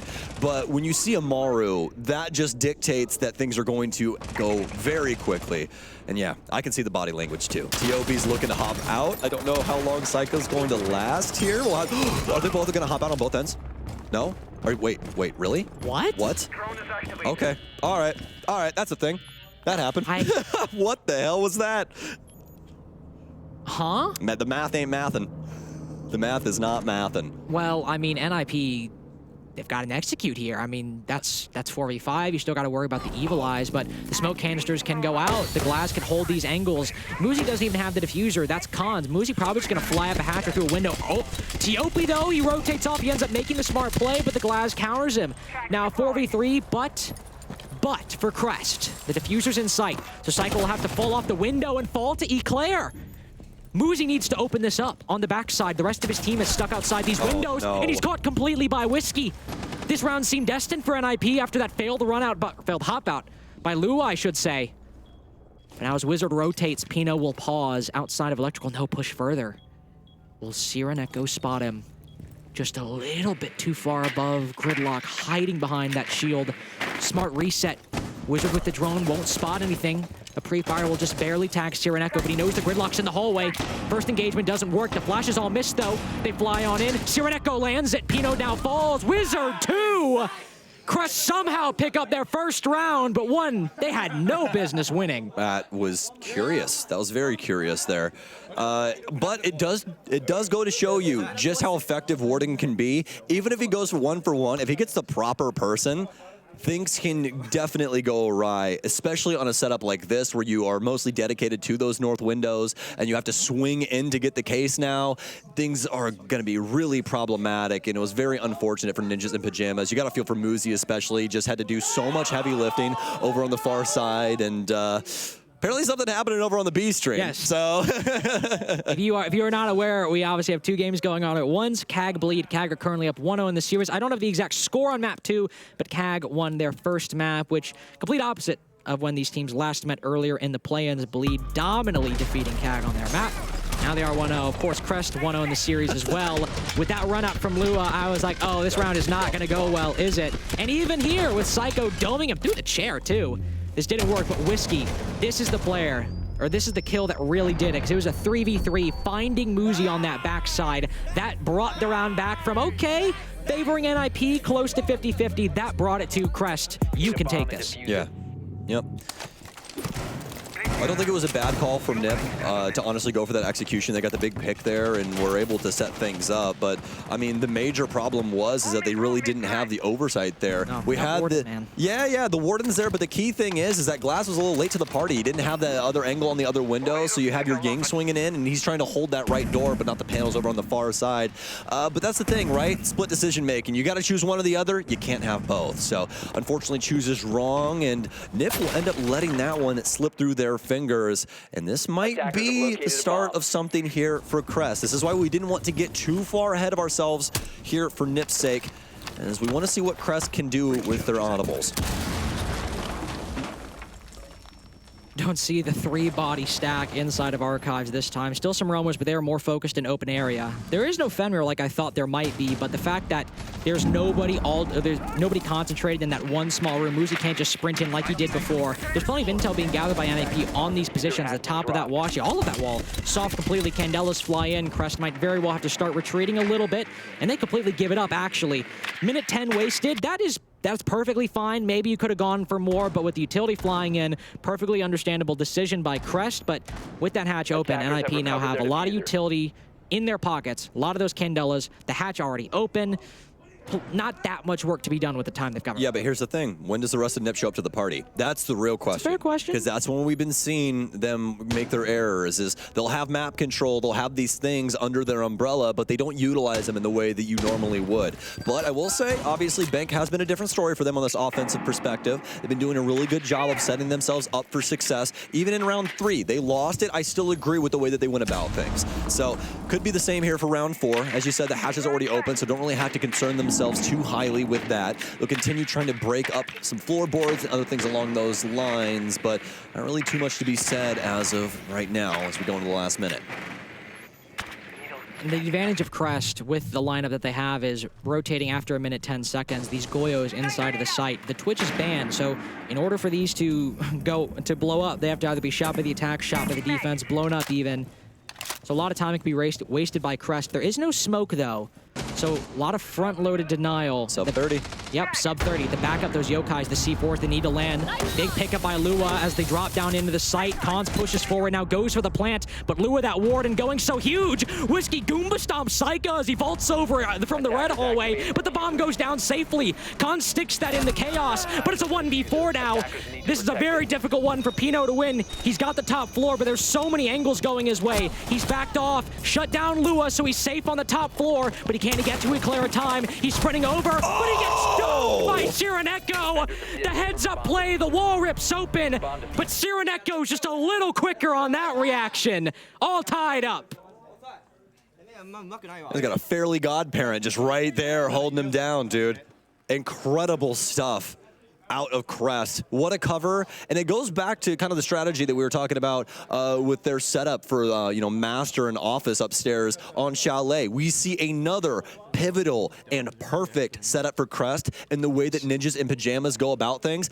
I didn't want to say this. I was about to, but I was like, yo, you want to make a bet right now? I'll bet you a drink this evening that they don't execute until sub 30, and that's exactly what happened. I should have said it. But to be fair there, I mean, NIP, was it as quick as the Blitz in round 1? No, it was slower than that, but it was still a decent pace. They get open area control. They get the plant down too. Yeah, and they get the bomb down too. Credit to Cons for sticking that despite the chaos happening around him, but that was ultimately, that wasn't even NIP being overly slow. That really was Crest setup. The Goyos, the Miras, the C4s, the Yokais was all built for that plant denial. And the problem with Locker's attacks sometimes is even if you are going at a timely manner, you can just stack so much utility on that server doorway that if the attack goes for a take on that side or inside of Lockers or CCTV, it's just so difficult to make work sometimes. Yeah. For sure, you are right on, my boy. For sure, you are right on. Now, I will say this as well for NIP. Thankfully, they did end up going for the execute right when they were able to get everybody in position, and obviously that was one of the highlights as well that I'd been talking about. So happy that NIP obviously ended up going for things. So good on them, able to get the case down and at least have an attempt here. But now 2-2, and Crest starting to make a case that they have some potential to take bank and make this a 2-0, which if you shook me awake at 4 in the morning and asked that, Stokes, what the hell would have happened in this series, and I've been like, you are smoking something. I don't know what it is, but man, wow. No, just a great showing so far. Crest can be proud of their performance. Dude, on that one it's every again. time with the dang couches. I know it's. I mean, it's a little difficult from throwing it outside that window because of the way like the center column between the double windows is aligned, the placement of the couches. But that's 2 boogies now between these 2 rounds that Pino has lost to the top floor, and it's basically resulted in that segment of the top floor not being open because he dedicates them to different rooms. But still, the clear up top, it worked well. Cons, they know there's someone electrical. Do they know about the secondary measure, the third measure as well? There's one over in Checkers. I think that's Valkyrie over inside of the connecting area. Might have a drop off here. That shotgun's gonna be really deadly. Oh, he's so Cons. close. He's so very close. He goes for the flick down, but he just doesn't have the trigger. The M590 just a tad bit quicker. And now a flank out, and he gets it as well, and it's on Muzi, of all people. He rarely loses situations like that, especially when he's rifle on. He loses it entirely. And NIP, they're falling to pieces. Lua's up here. Lua just needs to hit the deck and play time. Minute and 10 seconds remaining. If he could just be a thorn in the side of Pino, this will be so distracting to NIP. But they've got the counter angle from outside on the far windows here. Wizard will be able to save their bacon and make things a little bit more difficult for Crest. Wizard's on the position he needed to be because Crest, I mean, Cyrenaico probably should not have hit that flank, but he gets away with it, makes it a 5v3, but there's still the aggressive Thorn inside of Banana, and well, ends up falling. Cyrenaico also on low HP. This could very well be a 3v3 for NIP if they find that Valkyrie. But Pino and Psycho, so low HP. Wizard even now damaged. No one on NIP with full HP. Tiopi on the doorway that leads to this hatch. So if Psycho drops, he'll get the sound cue. Somebody from NIP, maybe it's Wizard 4 and 2, or maybe Pino, somebody has got to overperform. Wizard almost has an angle on that player down 20 below seconds. Sam. I know. The sub 20 execute. Can you believe it? Pino. Oh. There they have it. Whiskey gets 1. Psycho cut down. 1v3. Lead taken now by Crest, Sam. I'm not calling it. It's too soon. But NIP up 2-0. And another comeback. Now turning into a lead. Don't call it a comeback.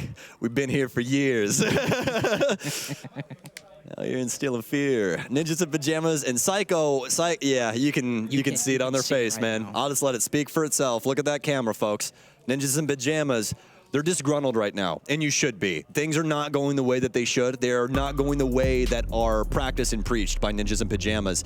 And this is what I was worried about. Once Crest starts feeling themselves, starts understanding how NIP wants to play the map, they've been doing a very solid job of addressing a lot of these different things around the area. And the one thing I will say about this, Carter, although some of these pushes aren't the greatest idea from Crest, they have the confidence, and they also have the mechanical ability to make these moments happen, where usually it's NIP, you know, being the ones that make these shocking moments. One of the most shocking moments I've ever watched in Rainbow Six Siege is because of freaking Muzi dropping down Oil Pit and fading Rampy on the drop like he's Kobe Bryant. I hate to fact check. Who is it? That was Pino.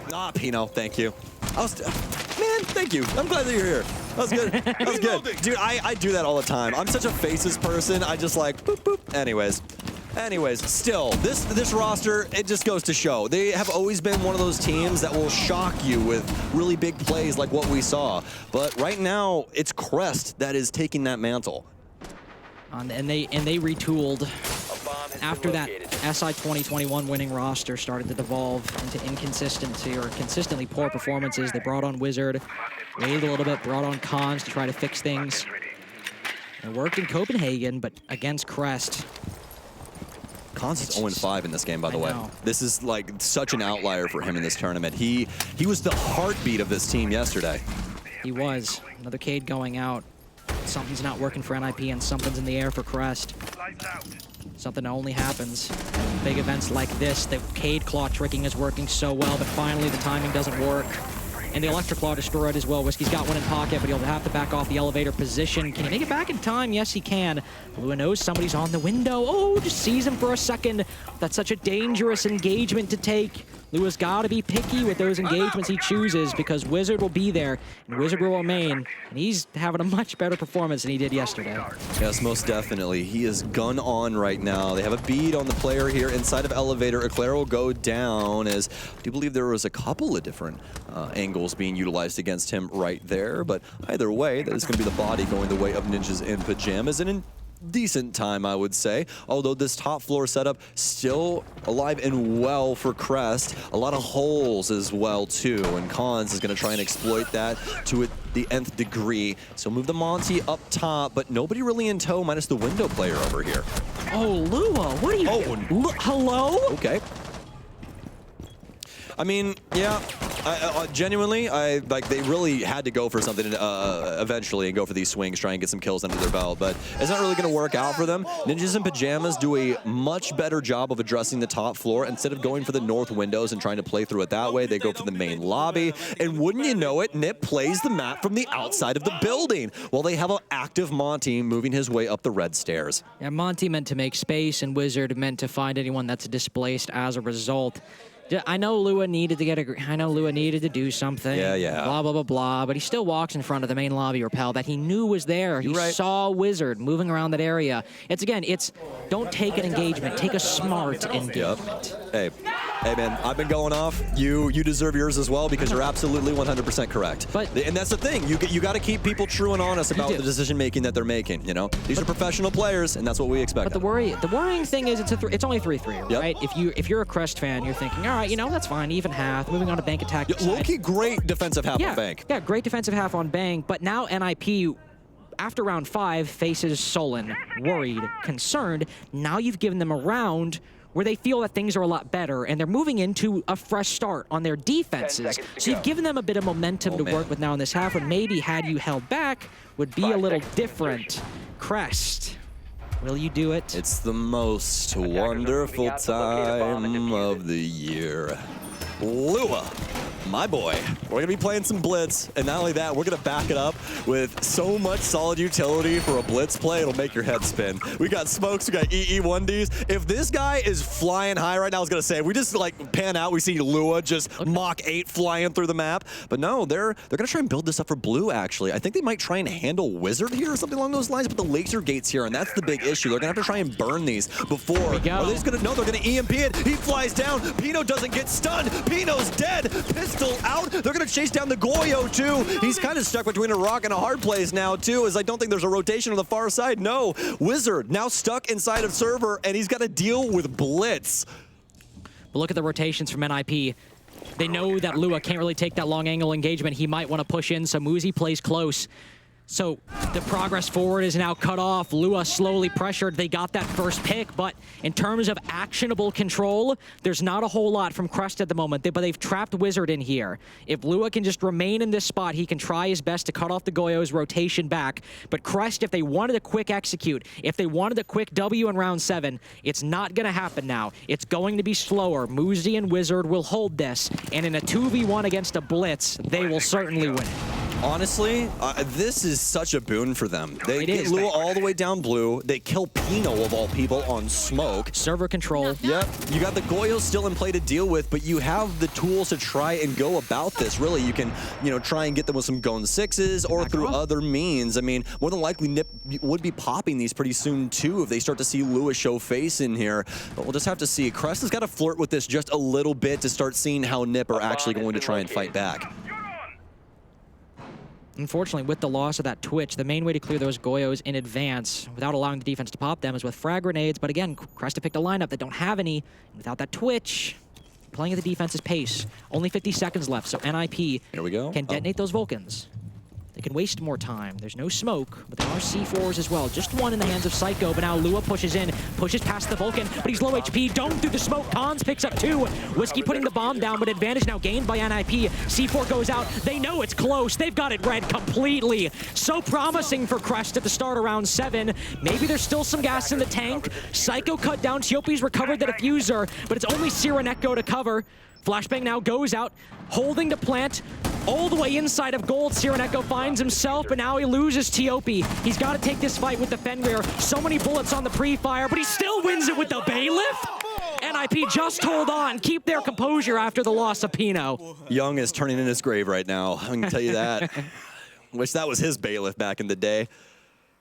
Would have ended up winning him Milan, for those of you that did not know. But Ninjas in Pajamas get things done. A little messy on the execute there. Really coming down to the blitz as well as the player dropping from the hatch, kind of eclipsing each other and getting smoked by Cons with that EBR. So much damage pours out from that gun. You really just need 1 or 2 shots and somebody is definitely feeling your wrath. But that's going to be it there for Crest's first offense. I mean, honestly, it built up well, but there it is. I mean, just that perfect shot from Cons as well onto Lua through Cons' head as well. Just caught him right in the shoulder. There was 1 bullet with that collat. Don't see that one every day. No, and NIP had that exact execute countered. Cons, of course, on that angle, but also C4 recognizing that, oh, we need to C4 close, not C4 far and server, once they saw that hatch drop. So overall, good reactions from NIP to what execute Crest were going for and the tools they needed to counter it. So now NIP, after winning the basement, move all the way to the opposite side, vertically speaking, of Bank. How will Crest deal with this? Not like the Amaru we saw from NIP, not the Glass, but with that Monty, it's gotta be from the main stairs. It's gotta be, right? You never really see it coming from square.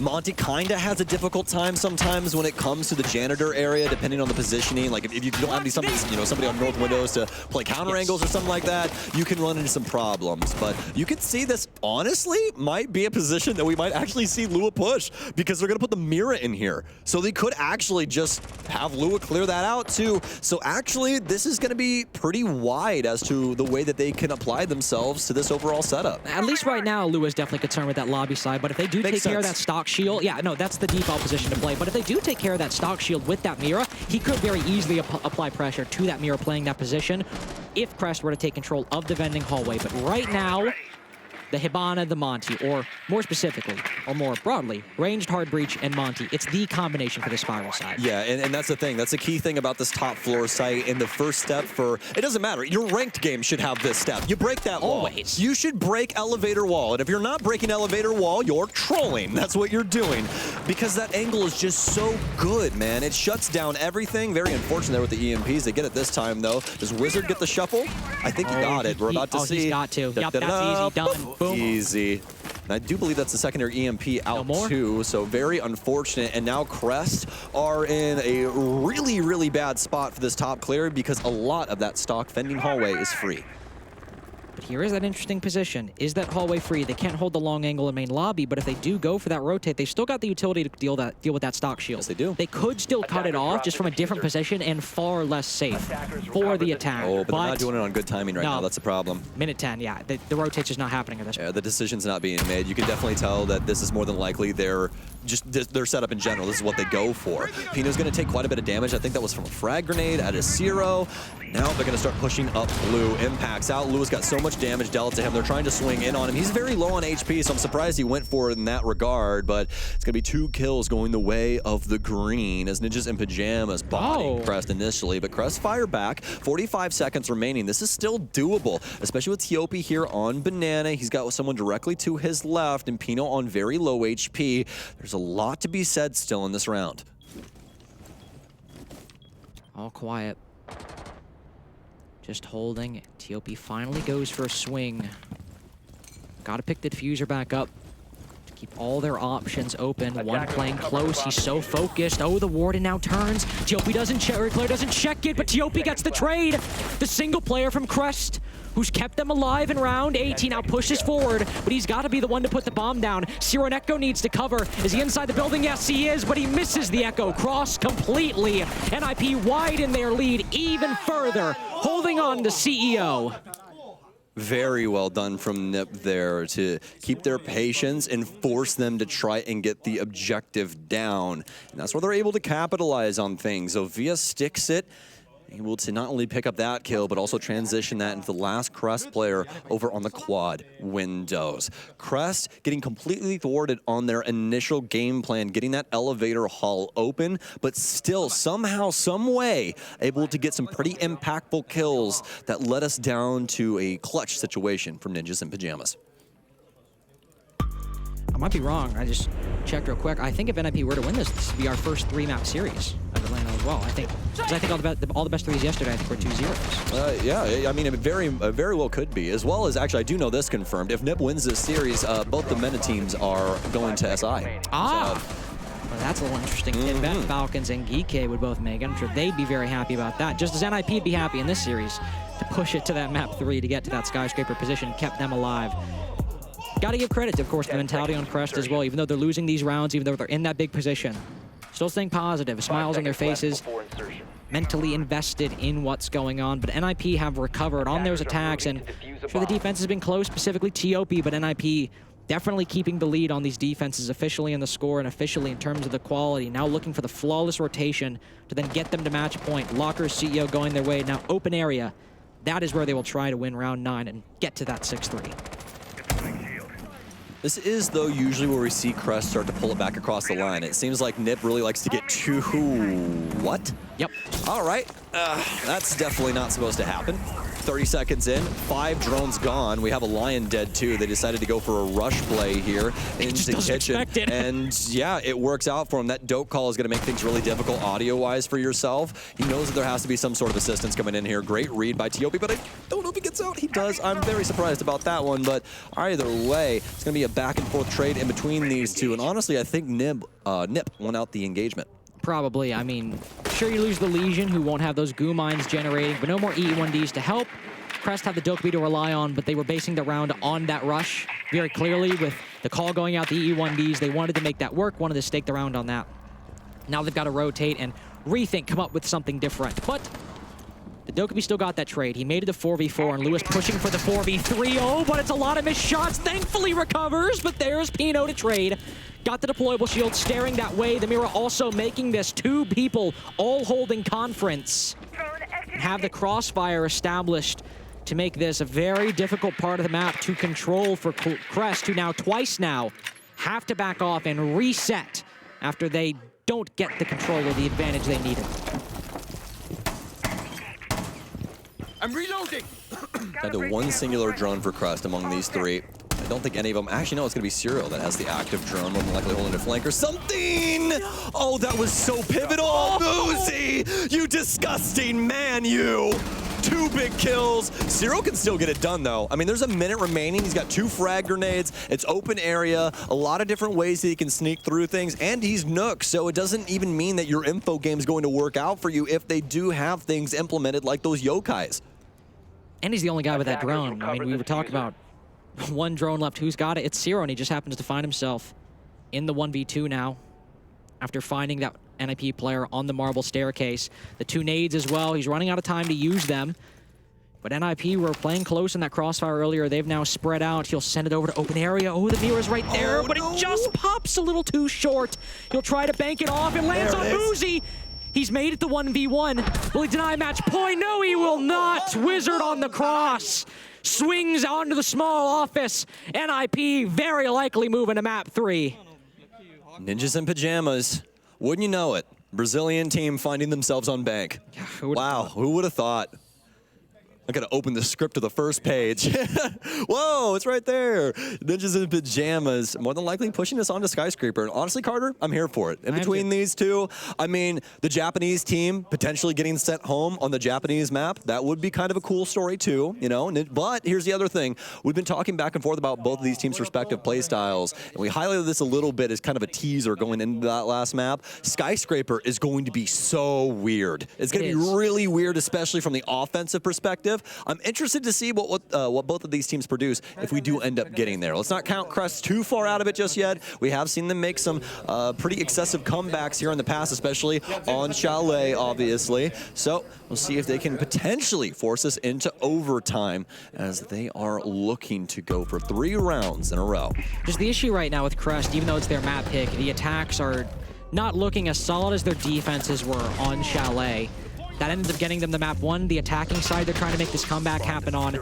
NIP just look like they have the better defenses. Crest are struggling to clear these positions a lot more than NIP were on their attacking side. They're constantly falling to man disadvantages and relying on huge hero plays to bring them back, or even close to a win. TOP on that CEO defense.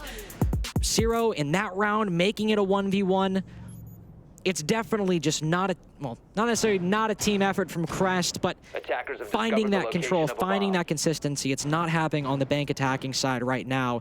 And one defensive win for NIP, hopefully that tack timeout for Crest. If you want them to make it to phase 2 on 2-0, will tell them the solution to get these 3 rounds in a row. Yeah, I think the best way to put it is that Crest is looking at map control as a team. It's just that some of these more high-flying moments are very individualistic, and that's what you don't want. Carter, if we were in a stack and I was about to do something a little crazy, I would look across at you and go, Carter, I'm about to do something very stupid, and I want you to back me up. And what would you say? I mean, I guess. I suppose. And do honestly, it in the house. 9 times out of 10, those situations work out for you. It's really just about catching your opponent off guard, and as long as you're doing it on a team level, things are A-okay. But this is where things can obviously start to run amok when you start losing people on those individual fights. Have some interesting things coming out here for Crest. Yopi already taking some shots as he's entering this top floor. He's also going to be on the Ying here. Whiskey's going to be in tow to try and assist from stock. Haven't made a lot of use of that Ying, and might will not make use of her either. A thankful trade to be sure, but one that very much favors NIP. Wizard, if he is a smart man, will have already placed his dreadnoughts. Sure, the codes are lost, but maybe some are activated, but Tiopi certainly could have used those Yings to great effect to force control where Crest have struggled in past attacks. And that won't happen now. Man advantage acquired, thou knows. Zero finds Muzi. 2 players on the open area roam still have not fallen back just yet. But in the 4v3 without that Ying, they might, I was about to say, could start considering a fallback now. Makes a lot of sense. This is going to be a little bit more difficult now for Nip as the default cameras will be soaked up, so Pino will get rid of that, but Whiskey's going to get rid of Cons. And Crest. Nobody in sight. Back against their wall. Oh, walls up. Back against the wall. There you go. Couldn't say that one there for a split second, but we got it out eventually. Thank you, sir. Lua. Skeleton Key will start breaking things up for stock. It's going to be Eclair that actually strikes true next. It's just down to Psycho. And Carter, this has just been a groveling session for Nip as they've been constantly put to the sword left, right, and center. No matter what they do in open area, it just doesn't seem right. It doesn't. Still lose that Ying early on, but Crest are able to find defenders almost entirely around the open area setup. Not really in it as the Castle, the Mira, vibing there pretty much the entirety of the round. But the server stairs players, Muzi roaming around the map, those are all spotted. NIP move into Crest crosshairs, maybe getting a little too zealous. I'm not saying that like specifically one player, just saying possibly got a little too overzealous. And so then once they get that 4v2, Crest are now able to say, all right, we have a minute 30 seconds. You can use this buck, get these positions open, and digest this problem that we're confronted with. So maybe NIP pull things back a little bit now. Don't rotate, don't get nearly as aggressive. Who knows? But they do try lockers again. I like this. I like this a lot. We did see this build up to a point where Crest was well within their right to have their execute go off and find success, but obviously a big moment there from Nip where they were able to find Khan specifically with big 2K there that took out not only the Blitz, but also the Planner with pretty much a single shot out of the EBR. So see if things end up going that way again. I feel like Crest is more than likely going to slow things down just a tad bit, make sure things are a little bit more synchronized in those moments. The Blitz won't be here to truly mess all the little odds and ends up. But now for Crest, they're out and about on the board. Actually, Zero is going to be bringing the Brava here for some hacking antics. No Fenrirs to hack, and you can't hack the Goyos, unfortunately, but maybe you can get those Electric Claws to open the hatch a little bit easier. But also, NIP will move to a strat we saw them bring out against Geekay with Psycho on that shield, playing inside of the server position. And that, I think, it was Monty specifically countering the Clash or trying to deal with the Clash as well, but Psycho will play that spot in the round, and no extended open area setup. This means if Crest realize this, they likely will have, open area free for the taking. Instead, it's server stairs that will be the big problem for Crest to deal with that Warden holding the top of the stairs, but then Psycho as that bridge back to the bomb side, but also as that gate, keeping Crest outside of the dirt hallway. Yeah, this is one of the more straightforward setups that you can have on the basement. I think the big piece of the puzzle here that you don't see all that often is the laser gates being on the hatches and stuff like that. But that's pretty easily handleable by Brava. The Habana is just going to have to stand close, launch them, stand there until they go off, and then step away. That's the big thing. People forget about that. When you step away from the laser gate, it's going to turn on, and even if it's yours, it's still going to break the piece of equipment. So really have to watch yourself. I tried to tell him. I tried to warn him. But they've got it. He's still got 6 left, too, so he can at least get the hatches. He's already got the far one, too. I was a little worried there for a split second that he didn't have a set on this one, but he does. So they'll... What? How did that even happen? They electroclaw trick it? They had to have. There's did, no way. Yeah, fantastic from Wizard there. Wow, truly impressive. The laser gate's working out. They don't give it enough time. Just trying to beat the timing there. Wow, just so many levels here from Nip in the way that they're playing this. Now Crest, if they end up needing to go for that drop. Oh my God. Wait, what the hell? They're just in vault? Hello? Thatcher pushing up close. Please counter Muzi right here. He'll get the kill. 5v4 now established in the side, but good reaction by Khan. Fight in the second. Takes almost all his bullets, but it works out. Psycho now on low HP, down. Khan's 2. 1 bullet away from death. That's a pickup. Oh Pino Wizard, only one's left. Zero domes him all the way across the bomb site. Wizard now stuck in gold. He let the Volt Rush happen. Now he's got to save it. Eclair around the corner. Nobody covering. Can he get the kill? No, he cannot. Zero holding it down. Just reacts in time. 1 round away from overtime. Carter, it was a cruel ploy for Nip to gain confidence. Muzi, thankfully enough, gives him a chance. He's like, wait, is there somebody in? Oh my God, there's 2 people in Gold Vault. Hey guys, I think there might be some. Yeah, exactly. 2 people just running through cash and eviscerate not only Muzi, but the entire backbone of the setup. Everyone had to immediately heel turn and understand the full breadth of what Crest was doing. It's 5-6, tactical timeout in, and I do believe that this is, I want to say Nips. Yes. Oh, it's got to be Nips. I mean, Crest tried to recover earlier. Similar spot. NIP took this timeout at 5-5 on Chalet to try to recover. And man, it didn't work. It didn't work on Chalet. They weren't able to recover that momentum. Even with taking a pause, even with going over what they're doing wrong.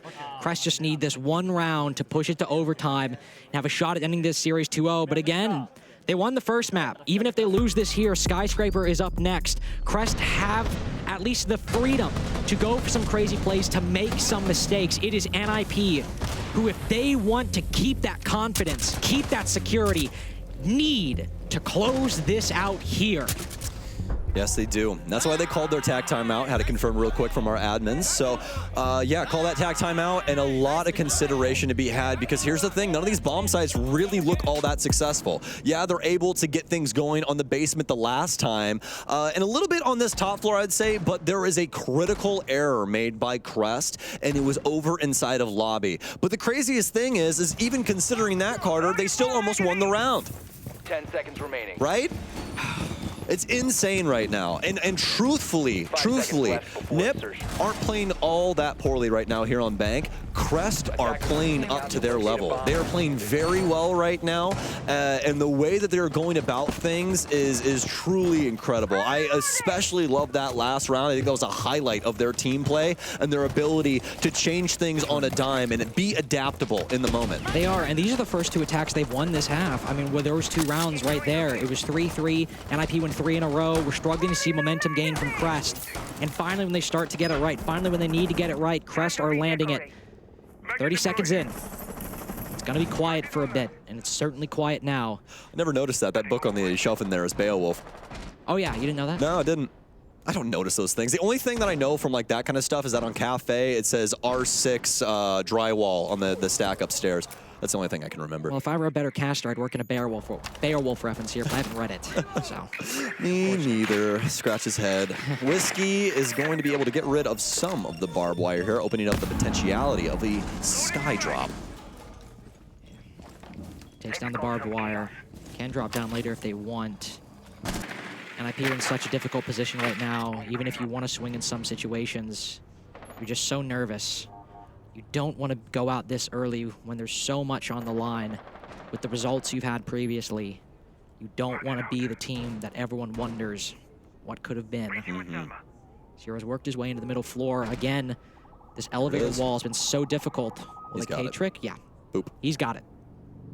Easy peasy, lemon squeezy, and that's why EMPs, specifically Thatcher's EMPs, are so incredible. Ever since they put the impacts in, they made his radius very large, and it just goes to show you, that went from the ground floor, literal ground floor, all the way up top and was able to get that electro claw. We got Tiopi as well as another down low. Been seeing Finka roll around here, and this is 4 potential kills that they have in their back pockets. First frag out. Moosey's got that hatch open. Cons to take down Whiskey. That's going to be the Rotero wielder. Moosey's going to at least take a little bit of damage from that frag grenade.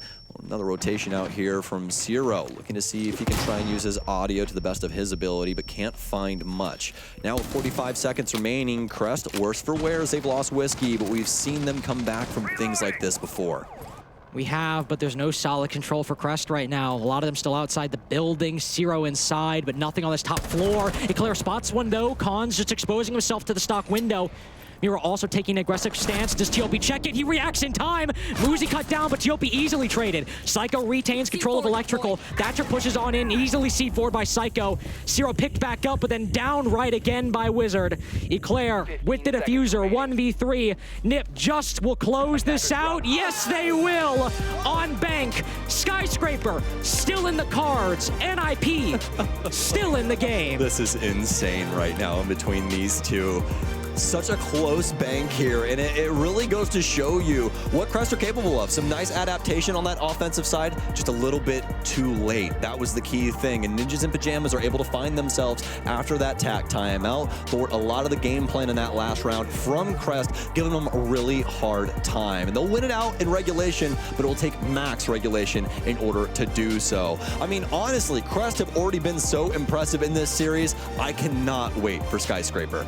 And now I believe this is the first 3-map series we have of the Atlanta Major as well. NIP staying in the game. Crest still have a shot. All of that and more right after this.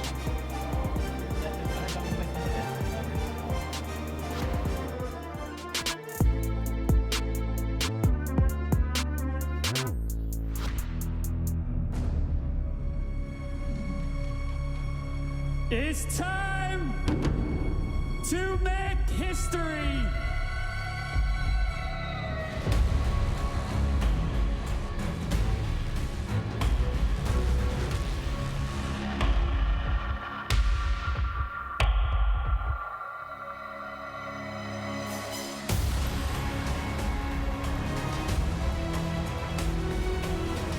Behind a solid wall, the pings, they're all in his favor. There's a C4, but Souls does not care.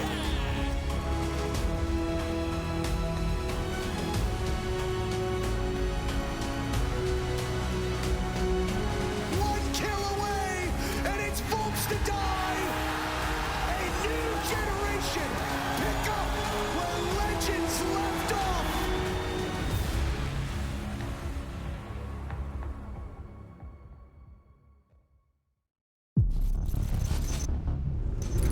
Hey, I'm Dominique Clément, game designer on Rainbow Six Siege. If you want to get ready to confront the next addition to the Siege roster, here are a few advice.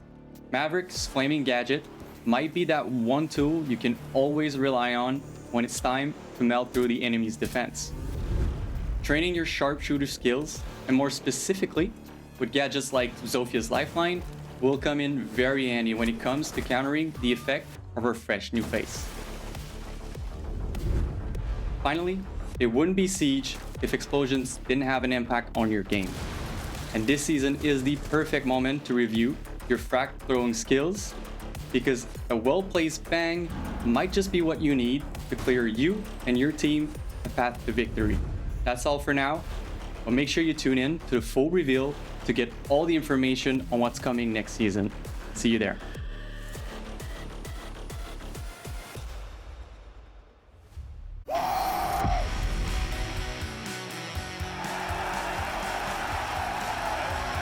I want M80 to be one of the most successful and dominant esports organizations in the world. When the manager Golden reached out for a coaching position, I thought, why not? What could hurt? You just got to take their soul. Like, you just got to destroy them. It's definitely better to let the player do the talking, but tend to stay clear of the people that have big egos. Energy carries everything into winning. This is Rainbow Six at its best. Try not to hold on to revenge too much the past. If we were to play them again, it would just be like just that urge of competitiveness to beat them. We know our potential, we know what we are capable of. The opponents could definitely take the title from us. The past is the past, but in the moment you have everything you need to do to be better.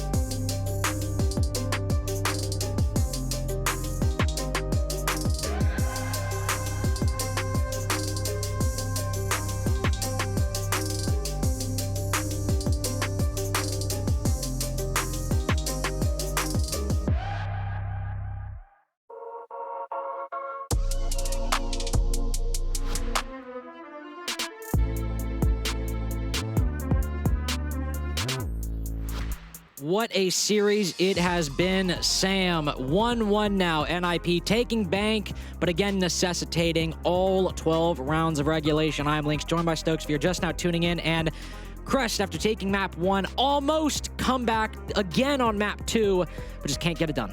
Too little, too late, man. 3 big rounds from Nip, and Crest are able to rattle off 2 in response, but a critical tactical timeout taken by Nip in the 11th hour saves their bacon, makes it to where they can move on down the line to Skyscraper. Welcome back to the desk, ladies and gentlemen.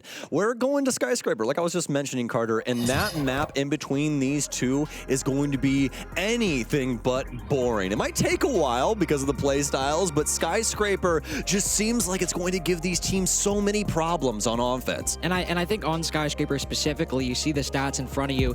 NIP, even though they have been winning or losing, it's been winning or losing as a team so far. They have problems that are overarching, that are broad, that are not individual in nature. Meanwhile, on the side of Crest, Lua so far between the two maps has still been a little bit, or leaving a little bit to be desired. A little shaky. Over on the rest of the lineup. Sometimes taking too many gunfights he doesn't need to, not necessarily hitting his shots. So for NIP, sure, it's been a struggle, but everyone's still showing up. And on Bank, especially on those defenses, they got an even at 3-3, but those defenses really made that map for NIP. Yeah, I totally agree with you, because that's exactly what it feels like. It feels like NIP on an individualistic level are playing pretty good. But when it comes up to the overall team play, sometimes it starts to fall off the wagon just due to their time management and stuff like that. Whereas for Crest, they're able to make these big moments happen with their individual gun skills and all of these other things, but sometimes their overall team play falls apart. So it's just such an interesting thing to see, but I especially like that you brought up the fact that Crest are winning and losing as a team, because that's really what it feels like. You know, if they see something that has some potential for success, they're going to send it and see what happens. Well, Chalet, Bank, one more map. One more map to see who's going home. The LCQ Japanese team Crest or the third place team NIP. It will all be decided. It will all be found out. One of these teams will move to phase 2 and the other will be sent home on Skyscraper. A map, Sam, that if you do not have your attacks exactly at 100% where you want them, the defense will get at least a 4-2 with barely breaking a sweat. Yeah, they really won't even have to do anything. And that's the craziest thing about Skyscraper. So let's ascend to the sky, folks. Best of 3 here, and we're on our last map. Anything goes. It's now a best of 1 between these two. Somebody's got to go home, Carter. And I can tell you right now, it's not me and it's not you. It's got to be Crest and it's got to be NIP. Let's find out which one of them punches their ticket first. By the way, I wasn't fully informed, as I don't know exactly what's going on in the other stream. This is not the first 3-map series. It's technically the second, because Bleed Cag went to a 3rd map slightly before us. Oh. But I know, it's like the difference of minutes, but still, on the final day of play-ins, this is when the bangers have decided to arrive. And Skyscraper, those 2 words don't often align, banger and Skyscraper, but it's gotta be between these 2 teams given the stage. Starting out, NIP return to the Ying ban. Aside from Bank, the Thermite ban. Nah. Crest banned Thermite on Skyscraper, and they're starting on offense. Nah, shut up. I'm talking right now. I gotta talk about this. If you don't know the power of the Thermite ban on Sky, that's the ban when you say, that's like Babe Ruth calling a shot. That is that in op ban form, because you need that Thermite, or you don't need it, but that Thermite is so necessary for opening up like the Geisha wall for TN Karaoke and the Office Exhibition wall, or the House Single wall for Office and Exhibition. You can do that with other operators, but Thermite makes it a lot easier. He's the GOAT. And not getting either of those breaches, it makes an already difficult to attack site a lot harder. But as you said, Crest are starting attack, and Crest banned it. That should imply that they have prepped for this. Yeah. And they better show up if they ban that operator. Most definitely. Wow, what a game we have on our hands here, folks. I'm so very excited, especially with the metaphorical back point as Thermite is removed. And we're looking to see if Crest can potentially punch their ticket to the Swiss stage here and send none other than the Ninjas in Pajamas, an org that has stood the test of time, not only in Rainbow Six Siege, but in esports in general for 20+ years. Truly impressive, but right now, they might be having to look to see what they can do with this roster as they send them back. Now, the beauty of this is that Ninjas in Pajamas is already signed on for 6 Invitational. So all this really is, at the end of the day, if things do end up not going their way, is one big learning experience. Now, my question is, if that does happen, what the heck do they exactly do? You know, there's a lot of time before SI. We'll just have to see, but we have to cross that bridge first. We do. That's the key thing. And, well, it's starts now, Carter. Crest are out on the board. We've got our operator lineup. Let's walk them through it. We do. And with that Thermite ban, you need the ace. You need it. Hibana simply too small of a hard breacher, too limited in scope. Takes too long as well. Too long as well. You need that ace to open up these walls. By the way, for the defensive bans as well, Fenrir, very logical ban to pair with that Thermite because Skyscraper, especially in the middle of the second floor, has so many choke points. So getting rid of those dread mines is a necessity, but at the same time, you can only get rid of one operator, and that means you either pick your poison, Fenrir or Azami. In this case, they pick the latter. Muzi picks her immediately. Muzi will have to be playing likely in the mid-round around that position in drum, and thankfully with those aces, they use the trick, they make the wall soft. That was dope. That is Rainbow Six Siege. I love this game so much. That's the stuff that just makes me smile, like I'm back in high school again playing this game for the very first time. Frag grenades out, Wizards got one. Zero has one of their own as well, and it's going to be on to Muzi of all people. A huge pickup and something that we might be looking back on is that I don't know if he's gotten all those Kiba barriers out. I'm not sure either, but he was focused so much on holding that exhibition position that with that nade cooked, the potential of playing drum later on in the round is simply not going to happen. And the trade, Lua going down, they've already opened up the walls that they need to, specifically that Geisha wall. So even though the EMPs might have a use later on, specifically to open up the T wall facing this side of the map, that might be a bit more difficult, but this is still a worthwhile trade, especially with those Kibas now gone. Geisha open. Players playing there. They have a drone inside. There is a warden aggressively holding the breach. So NIP, despite losing the Azami, still know they need to hold forward and keep Crest at bay. This is what's so worrisome about Skyscraper. We always reference Drum, Shrine, Dragon, this area of the map because it's so hostile for the offense to try and clear through. The defense has so many different ways that they can set up checks and parameters where the offense just really can't get a good grip on things, and they usually end up donating quite a few bodies to the cause. It's something that's constantly been a thorn in the side of a multitude of teams addressing Skyscraper, and that includes some of the best offenses in the world. But now it's time for Crest to pop off. They've got to swing through. What a shot from Eclair. Wizard missing the mark there, wasn't able to get the critical blow, and now the door is open for Crest. Indeed it is. Pepino holding on a drum. Cons with delay time, delay the push in from the AC. Eclair wide swings. Cons not enough ammo to transfer on the player in drum. That attacker will live for the time being, but a smoke canister goes out, forces the rotation from Zero. Still close with a shotgun, but TOP hits the pre-fire. The anticipation needed. Cons now falls. Zero finally picking things up. Psycho, only one left all the way on backstairs. They can win on time. He's not in their hands. He switches to the pistol, but it's not faster than NIP. Just barely taking T and Karaoke as Crest march across the map. Incredible round there from both of these teams. I especially like that Crest. Again, we reached this point in the Skyscraper. We're at that central hallway, right? But instead of slowing things down and being a stick in the mud, not really accomplishing too much, they immediately shift gears and they send it over to the Geisha side, start addressing a lot of these bodies in the different respective areas around the map. And here's the thing, if they have an extra 2 seconds, they more than likely win that. It's the craziest thing about this round is that Crest was on the precipice of taking this initial offense, which NIP looked like they had in the bag. And in the way they did it, you talked about the late round, if they have a couple more seconds, but how quickly they dealt with the Azami extending into Office and Exhibition. They didn't get tripped up on that. Sure, they lost Lua on a different part of the map, but they said, all right, we need to open this part of the wall. He's playing an Exhibition. I'll safely nade around the corner, bank it off the back wall. We should be fine. So parts of the map that typically should stall a team on the attack, Crest still burned time on it, but got so close to the end. I'm really excited to see that second T or eventual second T and Karaoke attack to see what happens. Right now, it's Office and Exhibition. Muzi back on that Azami. Crest, where will they go? Will it be direct? They'll likely rotate over to the backside later on. Let's see what they do. So many bodies from NIP over on the west side. Reinforcements and hatches open, as well as some verticality to tag along over there, trying to assist them with the potentiality of somebody moving in down low. That does end up coming through. Player does have to at least get rid of this single panel here, and they're going to continue to use that Selma trick to be able to soften up these walls and break things down with some soft breaching. TOP will open that up, and they will continue on their tirade here over on the far side. Consistently able to open up those walls, find easy entrances into the building, or at least angles into the building.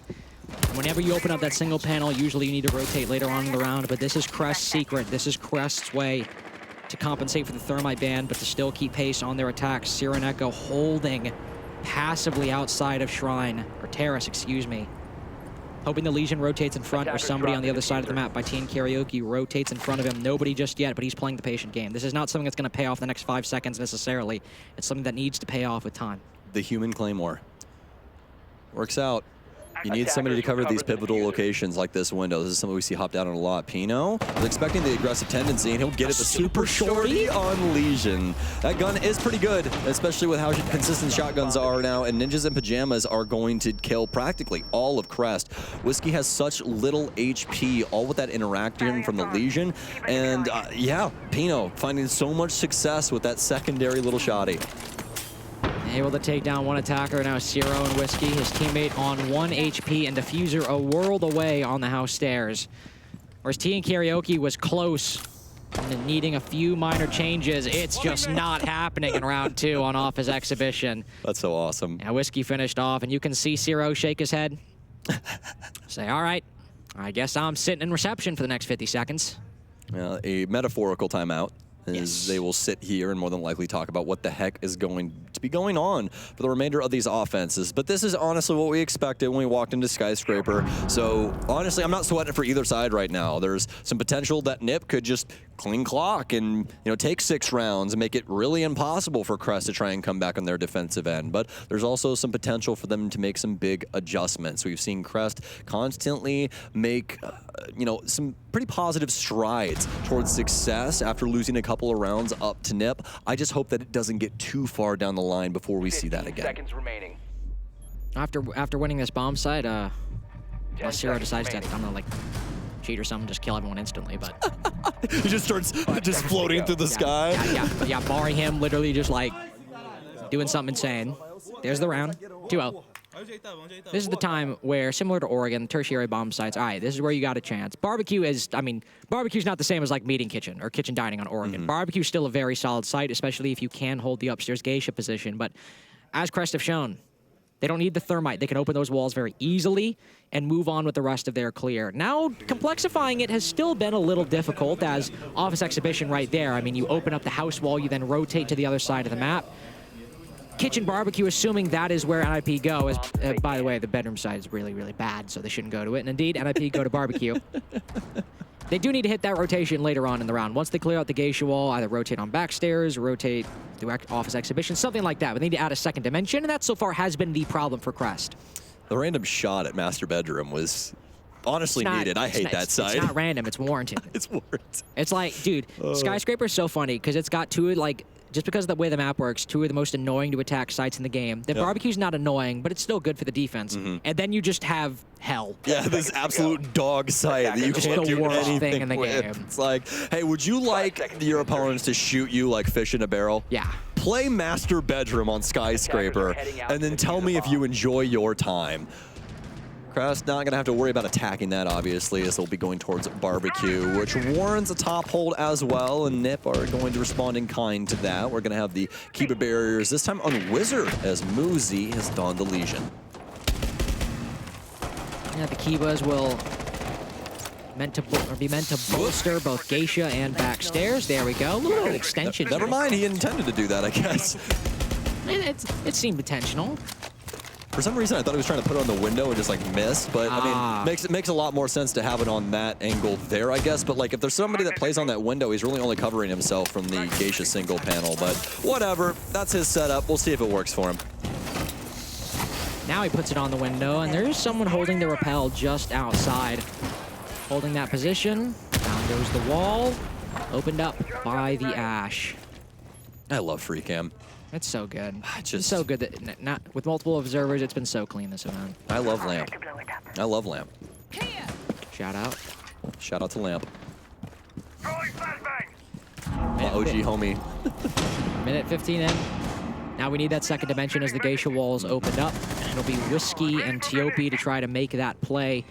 One player directly inside a drum, just on the doorway for easy exit. Now they push in off the back of that EE1D. Pino holding down below. Crest not able to break in just yet. Whiskey's got 2 more of those EE1Ds, 2 more of those abilities to freeze the defenders inside of the site. You can see all hands on deck for Nip right now as they're trying to slow down Crest's top take here.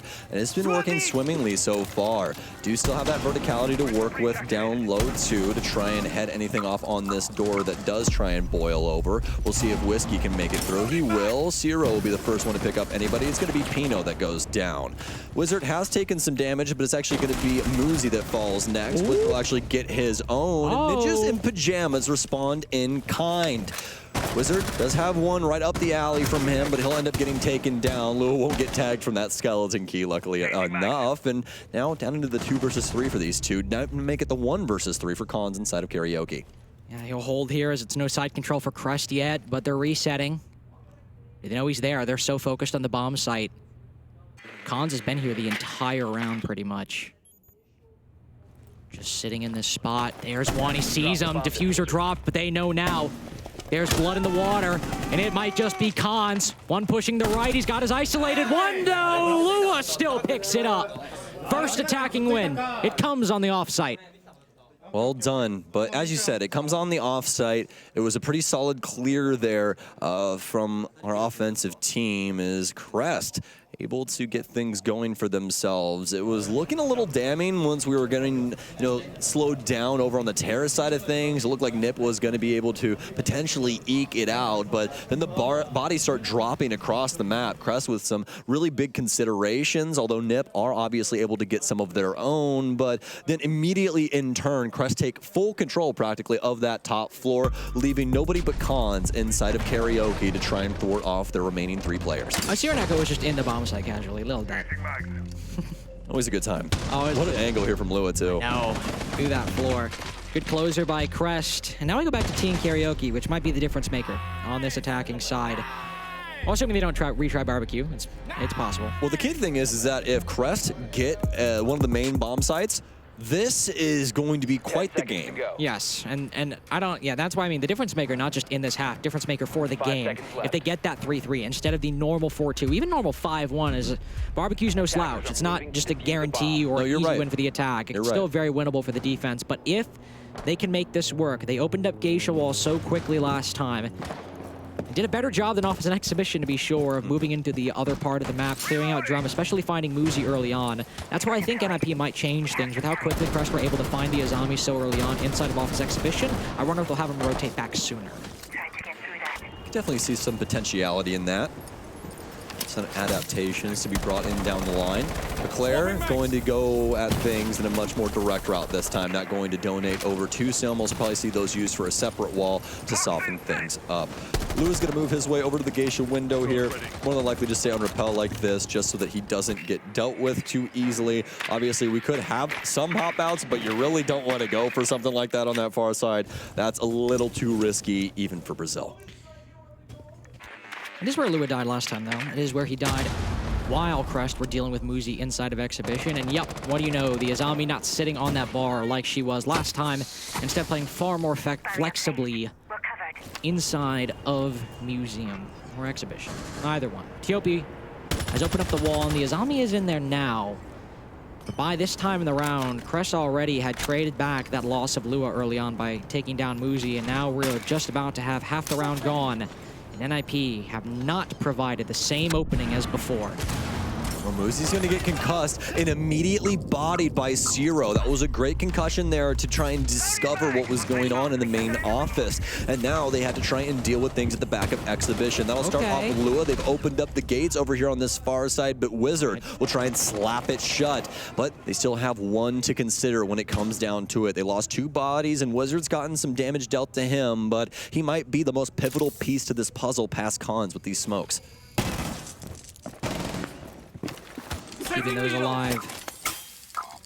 Gumans trip things up at the C4 Wizard. All of these options, not bountiful, not a plenty, but still viable. 45 seconds remaining. Crest have not pushed into Drum yet. Oh, but Cons pushes up, just tagged in the shoulder. A warning shot for what could come next, but not fully punished. His final smoke goes out, though. Whiskey will just push on in anyway, destroy the default. Concuss recognizes there's someone on the opposite side of the doorway, and so Cons will rotate down as a result. Wizard still holding Geisha, as he has been for the majority of the round. C4 doesn't find anything. He sees Tiopi, but Eclair wraps around in time. Psycho still holding on the top floor. Khan's moving back up inside of Geisha. Does Eclair check the angle? Does he react in time? No, Khan's with the spray, puts the diffuser down just again. Zofia, oh no, shot from the back. Tiopi finishes him off, but Psycho's got a 1v1. Tiopi reacts in time! Smokes him inside a T, and this was the round that Crest needed. That was incredible from Tiopi.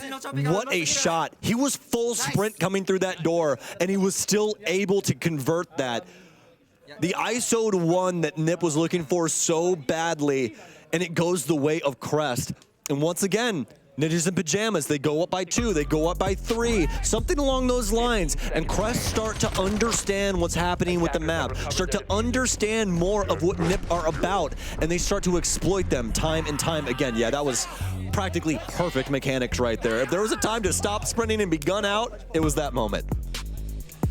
Just excellent work. We'll have a brief tech timeout as, we got to cut to the rock, paper, scissors. Come on, we got to watch this. Oh, hey? I don't know who won. He's counting for us. I think the gentleman closer won the first time. They're trying to get some things figured out on this end as well. So nobody using their tack time out just yet, folks. It's in the bottom left of your screen for those of you that are used to the little slide pop out in the top corner. This is going to be a tech timeout instead of a tack timeout. So neither one of these teams burning their timeouts just yet, and also the coaches cannot talk to the players during this time either. But a good time for the tech timeout to happen as NIP losing that round, losing one of those primary bomb sites, which is where NIP are going to start worrying. They'll have those thoughts to ruminate in, so good timing for Crest to make that work. Oh, there we go. All right. Shoot. Oh, rock. Oh, they immediately go again. Dude, America sucks. We would have recounted immediately. Yeah. They just keep going until somebody wins. Okay. So he won. Dude. Is that Sireneko? I do believe so. I don't know my Crest faces just that well yet. I don't either. But we're working on it. These guys are a little fresh to me. We know these faces. Yeah, absolutely. I know these faces these way dour too expressions. Well. They were on our bus last night too. So they were. Yeah, it was a good conversation with these guys. Yeah, different situation though. Different situation than that. Though then again, if they do stay alive, probably similar situation.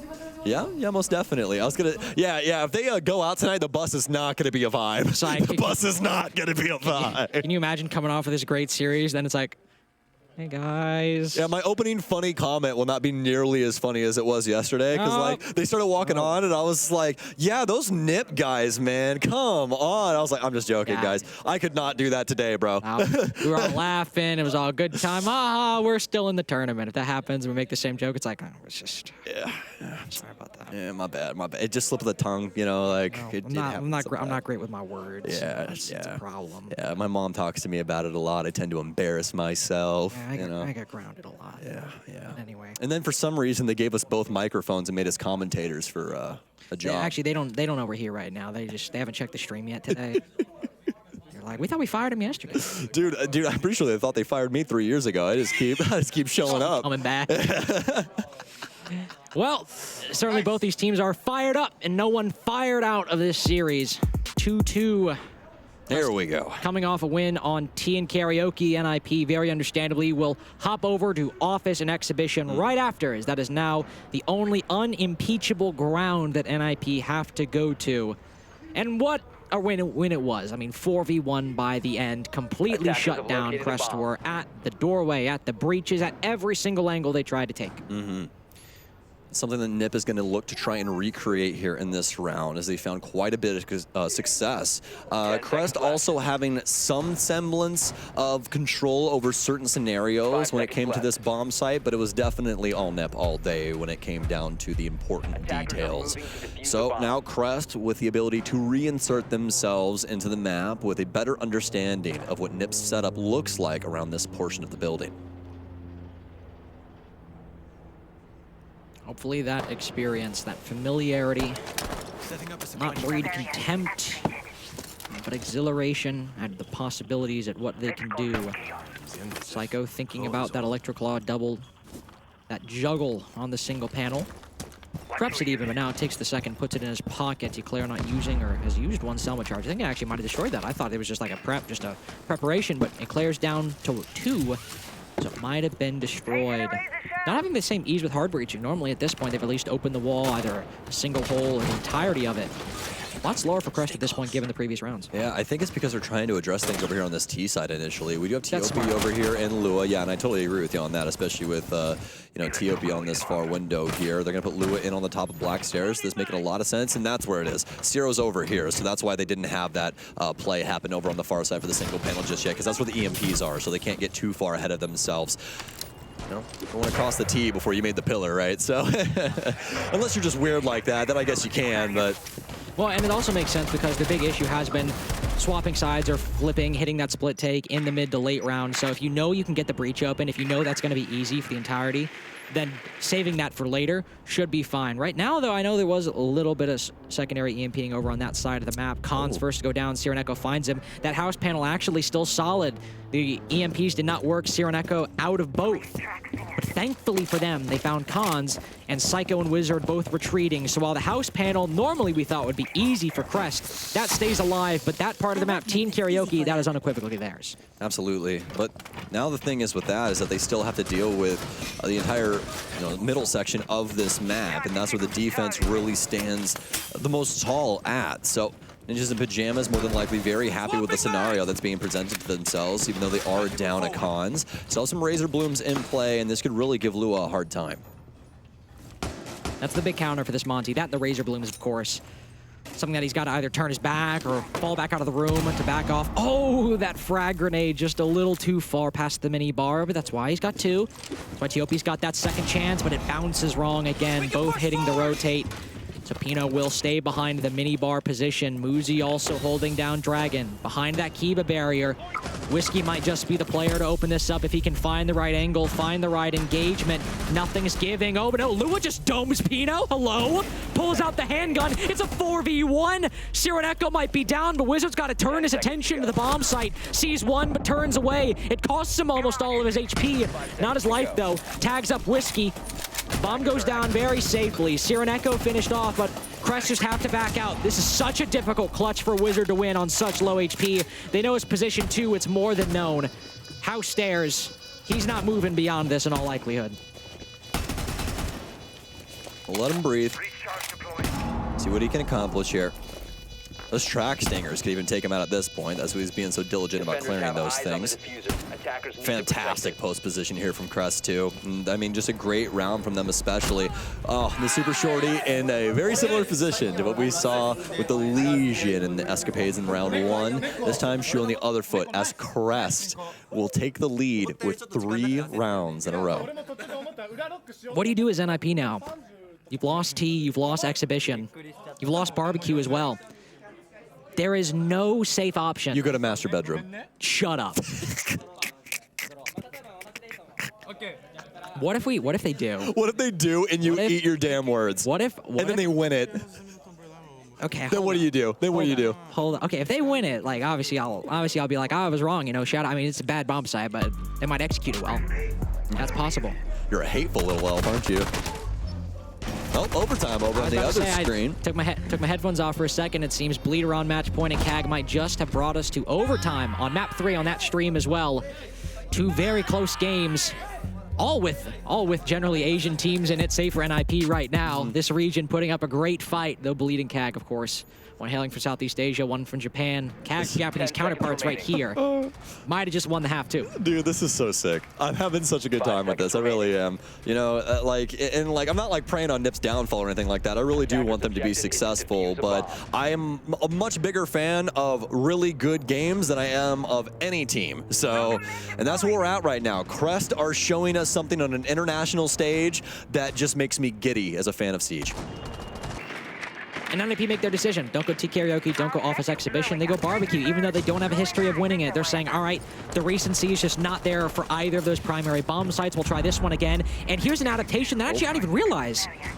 They haven't been bandit tricking. I didn't even think about that till just now. It's an adaptation that makes so much sense, but we haven't really seen from them all that much. There's also no Thatcher present from Crest either. No grenades for dislodgement on Psycho either. No. So it might come late, even later than I realized. But with only those secondary EMPs, Psycho can land this, as you said as well. Crest, they don't run nades sometimes when they should. I think Cyreneko realizes what's going on, that it's no longer reliance on the Cade from NIP. It's the Bandit. Oh, Wizard. You don't need to push that far just yet. They're so struggling with this single wall. Don't give them away into Geisha when right now they have nothing. Their only potential for this is if they get TOP underneath, but I don't think that they're even considering that. You can just go and buck underneath and make it unplayable in that single panel. But we'll have to see. Psycho is not going to get that.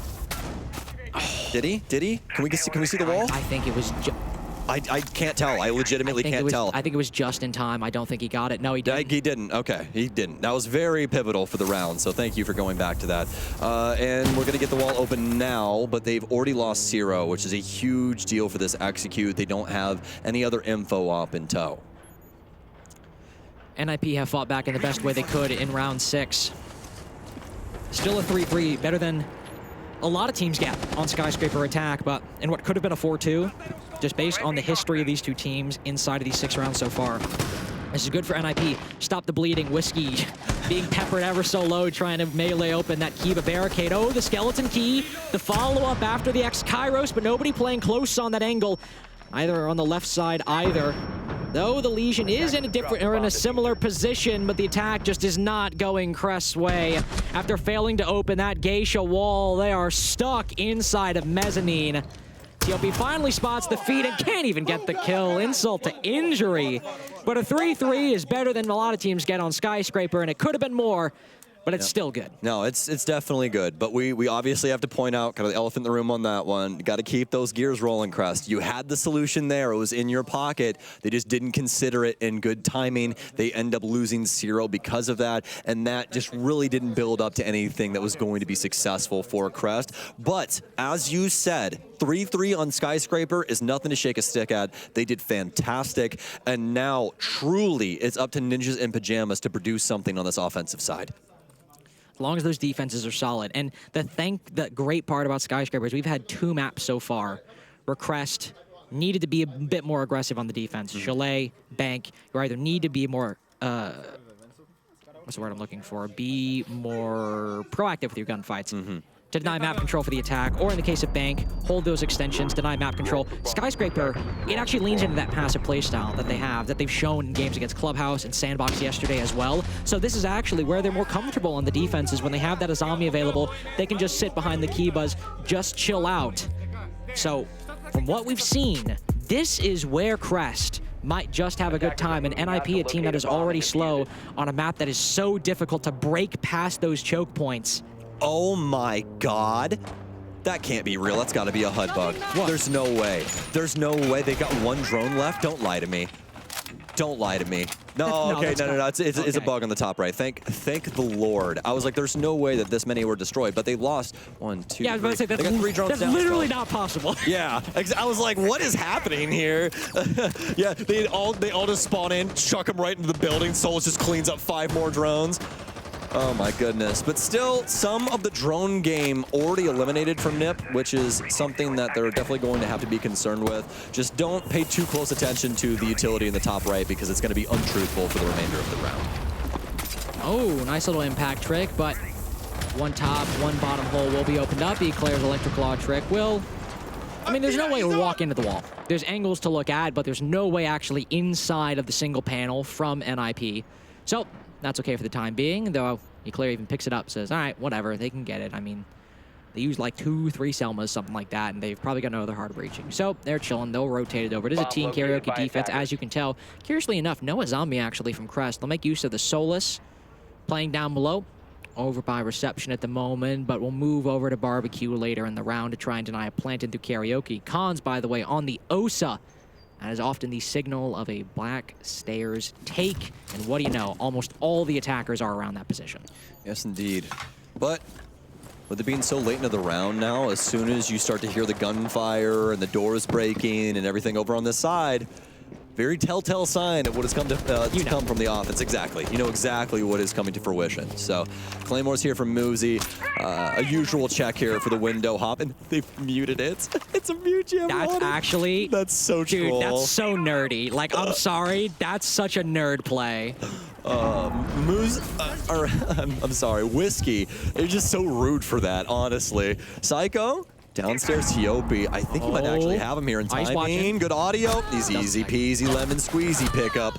As Nip will be able to surge forward in the man count, although Ciro has something to say about that. Eclair will find one as well. It's a 3 versus 2 as Crest constantly in turmoil as of right now. That sub-minute is usually where we see Nip get active. Pino's got a good read on our friend Eclair over here as you see that yellow ping constantly showing his location. And now, Ninjas in Pajamas need a home for this plant. Toxic Canister delaying even more time. So NIP, they've got the advantage, but one more Toxic Canister. Lua, oh, he's got to stay alive, but Wizard finds him. Eclair with the C4. It's just going to open the soft wall. I can't even deny the plant with that. He's got to take the angle, take the gunfight. Pino and NIP with a big first victory and one they needed to get things back on track. Yeah, most definitely. I will say this, though, very awkward there from Crest. Yes. Yeah, some things that definitely could have been done from them that would have proved to be successful and could have shut down Ninjas in Pajamas, but most definitely did not end up coming out for them. Ninjas in Pajamas staying true to themselves and trying to get that execute to go off over towards the T side of things, set themselves up off the back of some very nice kills. Don't even need the plant to seal the deal. Just a very nice cross being held over towards Geisha on Kaid as the last remaining heartbeat of this squad. So far, so good for both of these teams respectively, but once again, it seems like no matter what, Ninjas in Pajamas has to strike first up against Crest. 10 seconds left. And with a win on T Karaoke as well, that's the best start you could have hoped for if you were NIP, retaking that lead, winning one of the primary bomb sites, regaining that momentum, even after winning Barbecue, moving into this second half. Keep Crest on the back foot. Keep them fighting for every single round. Keep them when they need to make a comeback, not when they're controlling the pace. Office Exhibition next up. Crest trying to make this work. 5 seconds left before insertion. Hold on. There we go. Attackers Bleed must move locate to and defuse phase the bomb. 2. Big They will beat CAG 2-1 in the series. I was talking and I hear Parker getting loud. I'm like, all right, let me check. Boop, boop, boop, boop, boop, boop, boop. And what do you know? I hear Bleed move on to phase 2. So, the Savants of Southeast Asia, Reaps 96, Mentalist, that super team, it seems, of fragging capability or experience in the case Mentalist, going to phase 2. That's exciting, man. It's been a long time since we saw Mentalist as well. Has been a long time. Yeah, I mean, I do love my Fnatic boys, but been kind of chained there for some time. Yeah. So nice to see him get out of there and try and get something going on. I feel for that team a lot, you know. I still to this day remember seeing Mag the last time and be like, all right, man, see you at the next event. And I haven't seen him since. So yeah, pretty sad ordeal because I'm a really big fan of Magnet. But things happen, man. That's the story of the game. Times change, people change too. And Wizard, well, he's going to change the look of Whiskey's face for him as he's going to remove it. Whiskey now down, but fortunately enough, do have some mirrors up to play. Ninjas in Pajamas looking pretty solid so far on these offenses. Yeah. Changing the outlook for me, at least, on Crest defenses. Able to find the opening pick 2 rounds now. Whiskey going down, likely in a secure position also. 1-6 at the moment, definitely one of the poorer performers. Ciro and Eclair will try to hold down this position. Lua even rotating over too, just one defender on the bomb site currently, but everyone from NIP is over on the western side of the map. So no follow-up. They're not going to read into this and suddenly storm into the bomb site, and even Eclair will start backing off. They realized a minute 30. They haven't moved into Drum. They haven't moved into Shrine yet. We don't need to play aggressively. Let's hold back, pull back now, force NIP to spend 45 seconds moving forward. Well, so far, I'm really enjoying the pacing out of Nip. Not really too harshly dedicated to their info game to where it becomes a detriment. They're keeping things active, keeping things moving, and propelling themselves with all of these separate pieces. And that's exactly what you want in your Siege play. So it's working out well for Nip right now. Another big pick going their way in the likes of Lua. Lua's been a little hit or miss here. He's had some really big moments, but also had some moments where you really wish he pumped the brakes just a tad bit, maybe find some success in some other means. But now Nip, well within their right to take 2 back-to-back rounds yet again to start off their half. And Tiopi down below, at least in the previous round, left a lot to be desired on that Solus below. Eclair and Ciro and Echo need to go big on the site, and what do you know? Tiopi goes down again. The Monty spotting Eclair lands the pre-fire, but the advantage is too strong. The lead is too great. The odds too dire. 2 rounds in a row now for NIP in what seemed to maybe be a safe haven on these defenses. It's not going to be an easy game for Crest. No, most definitely not. And really, it's due to the pacing of Nip. Their offenses are moving now, and that's the key thing. They're not just sitting here trying to soak up as much info as humanly possible. They're playing off of it actively, and it's allowing them, especially with this Monty, to get them into such a pivotal position to try and find these big kills and potentially a moment to plant, but they really haven't needed that just yet.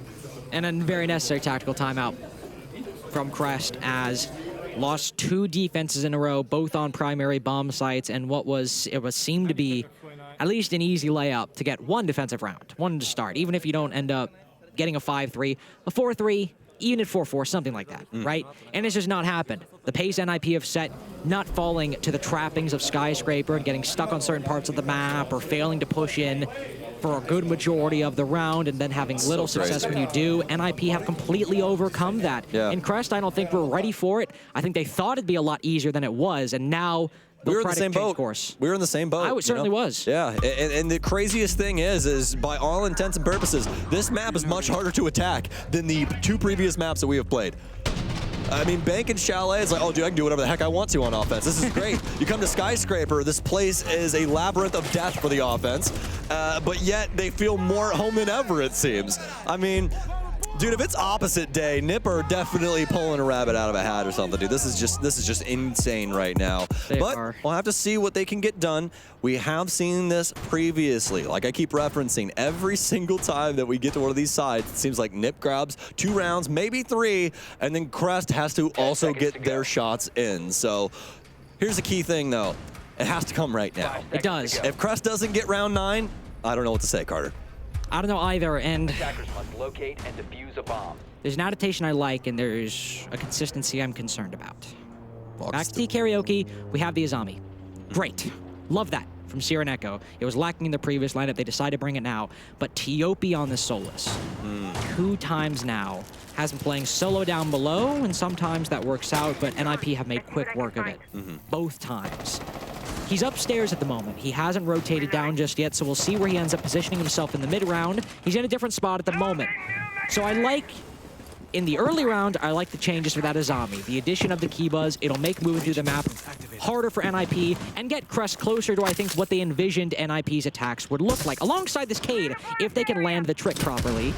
But with the Solus later, that's where I also want to see adjustments because that's been an easy pick for NIP. Drone active. Wizard is on an absolute tear, by the way. He is, man. 13-4. I didn't realize either. Jesus. Yeah, he's really been showing that yesterday was a little bit of a fluke and not who he truly is when it comes down to it, which is great because yesterday they really needed him in a lot of those moments and he was nowhere to be found. But today, he might be the whole reason that they win out Skyscraper, which would potentially send them home in this best of 3. But a Wizard needs to show up right now because I'm half the round gone, and Pino's nades from below. Lethal on day 1. Missing right now. Tiopi instead, he's decided to hold on to Exhibition for a long time. This is a gamble by Crest. Man. But it's a minute 40 in. Tiopio spots one. Oh, it just barely escapes him. There's a contingency plan. Whiskey playing on the mini bar position. Call that coincidental. He'll hold the shotgun and stop Muzi from pushing in. Tiopi tries to land the pre-fire, but NIP are struggling. They're spending so much time. They've given up on this clear, actually. They've decided to rotate off Office and Exhibition, but can the Whiskey rotate back? Muzi doesn't see him. He's not spotting. He lets them both fly by. He's trying to play so passive. Lua picks up Psycho. Is Muzi gonna push on in? Pino certainly is. Yes, he finally finds Whiskey. Down goes the Cade and Geisha. A big trade for Zero, though. Actually, Tiopi inside of Drum. Office Exhibition control finally established for NIP, but Crest hold on to the parts that matter. This is the swing that matters most right here. Tiopi must win out the situation. He will get the first one. That's going to be Case on the ground here in Drum. He will not get the second, though. 2 versus 2. Case on Muzi. He needs Wizards' help here. Wizards is going to be crossed over on Shrine. He's trying to assist with Lua, but Lua's got such good utility control right now. He just can't stand up, and he does! He risks it, but now it's down to the 1 versus 1. Zero up against Wizard. Wizard on such low HP. 10 seconds remain, and he has to try and dedicate himself to this plan. He can play the timing, though, as well. And impact out. He sticks it. He gets the plant. Can Wizard get it done? Oh, Zero! What a shot! The fist bump before he even gets on the case. He has so much time to address it. A key round when Crest needed it the most. The early round game was solid. The call was made to stay over on the office exhibition side of the map with half the round wasted. Always a little bit of a risk, but NIP rotated at the same time. They weren't punished for it. But also importantly for Muzi, only catching one of those rotating defenders, not catching Tiopi, who ended up playing close on that drum door and giving Crest the advantage they so desperately sought. Very much what could have been right there, and Muzi found that kill. That's a completely different round, maybe even match point for NIP, but neither of these teams just yet one round away from finishing the series. I have some tech timeouts right now, and honestly, that might be necessary as we're starting to get a little too crazy for my blood. I need a breather there. I'm telling you, that last round especially, I had to take a little fiver there for a split second, just catch myself, because Crest and Nip, they're doing things to me right now, man. It's incredible on all fronts. Just some of the errors we're seeing made, some of the magical moments that are being implemented from both of these squads respectively. I mean, this game has everything you could potentially want. Heartbreak, defeat, victory. I mean, everything is just building up to be such a grand story in this best of 3. And Crest just barely hanging on through all of it. Sometimes realizing their potential, sometimes just barely falling short, but still dazzling with every single comeback and every single victory.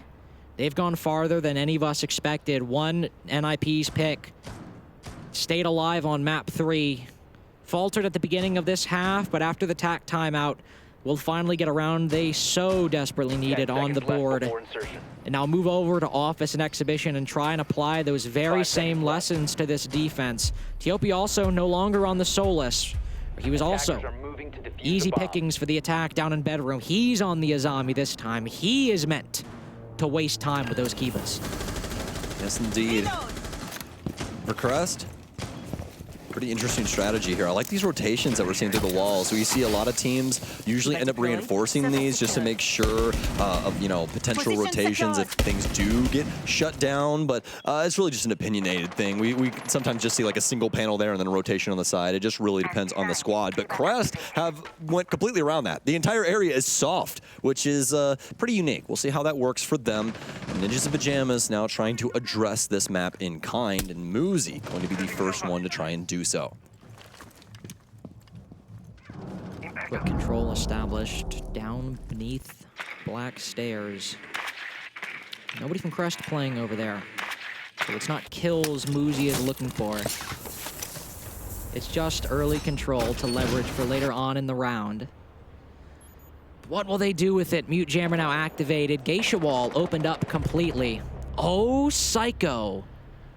Lua felled inside of Skyscraper. It doesn't dismantle the roam as both the Legion and the Azami hold on to drum, but it gives NIP a path forward, a path towards victory in round 10. Oh, Zero. Taps the toesies. Ooh, can you find him? Can't get the next one. Happy feet. Keeps tapping away. Happy feet. Make him dance, make him dance. Dance no more. Reloading. Pino won't be able to find anything with that frag grenade. Cons will try and meander around NT and see if he can find something. Pino will eventually find TOP. And now Crest, they're practically getting scooped out of their own sight. We have a couple of bodies over on the far side. You can see one in Terrace and potentially one over on the drum side. But Cons is just going to be able to stand here and constantly relay information to Ninjas in Pajamas as they're working their way up, as well as they do have that player down low in the likes of Pino that could hit a fast rotation over the house stairs. Claire wipes his hands. Tense moment. Energy expended on either side. In the disadvantaged position, 3v5 and Zero Neko on low HP. Utility pouring in. He still has his Kiba barricade, thankfully. The Rotero drone's not destroyed. Kumine in the hands of Cons, who'll have to take it out eventually. Rotero finally forces him back, and he's picked off by Wizard. Eclair hears one, trying to hit the back.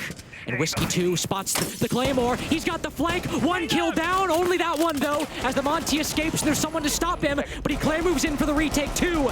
Unshielded by the Monty. He puts Eclair on reduced HP. The C4 misses. Pino's where he needs to be. He's down now, but they've got the intel. Just 5 seconds. Can Whiskey find this Monty? Can he deny the plant? He's got hard pings on both different players, but not able to find the kill on either. Oh, and he's looking too far to the left. Despite the intel, there's no visual. There's only match point. Phase 2 point for NIP. Truly insane there from Ninjas in Pajamas. And what could have been for Crest? What could have been if that nitro cell wasn't used in such error? That wall practically completely solid at the center, and he plops it right in front of Jaeger's face. He can't help him in the gunfight, Carter. He's too dedicated to Monty. And that's the thing. That's the beauty of that operator for the offense, right? Everybody gets so distracted with Monty, and they're like, oh, if I just kill him, then the round's going to be okay. And genuinely speaking, if he keeps that nitro cell, and that same thing happens, he goes for that trade, he can just toss that nitro cell right in that short hallway on the far side of Museum, and he probably kills that man, has a very good chance up against our Monty in that situation. But obviously not to be. Ninjas in Pajamas so very excited as they have reached penultimate point. They are looking to take this last round and send Crest back to Japan. The complete role reversal, NIP now ecstatic, Pino standing up. What is normally a very stoic team, I would say, NIP so far. The especially for this portion of the tournament. We usually never see this kind of stuff out of NIP. You never really see that hype and just what should be an ordinary play-ins game, a layup to make it into phase 2. It was Crest earlier who were leaping in their seats, jumping for joy. How it might just be the Swiss stage in their future. Now it's them scared.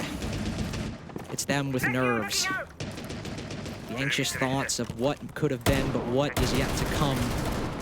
Most importantly, Monty back on the cards for Cons. TOP back on that Solus as well. It's a barbecue defense to start, I do believe. Yes, it is.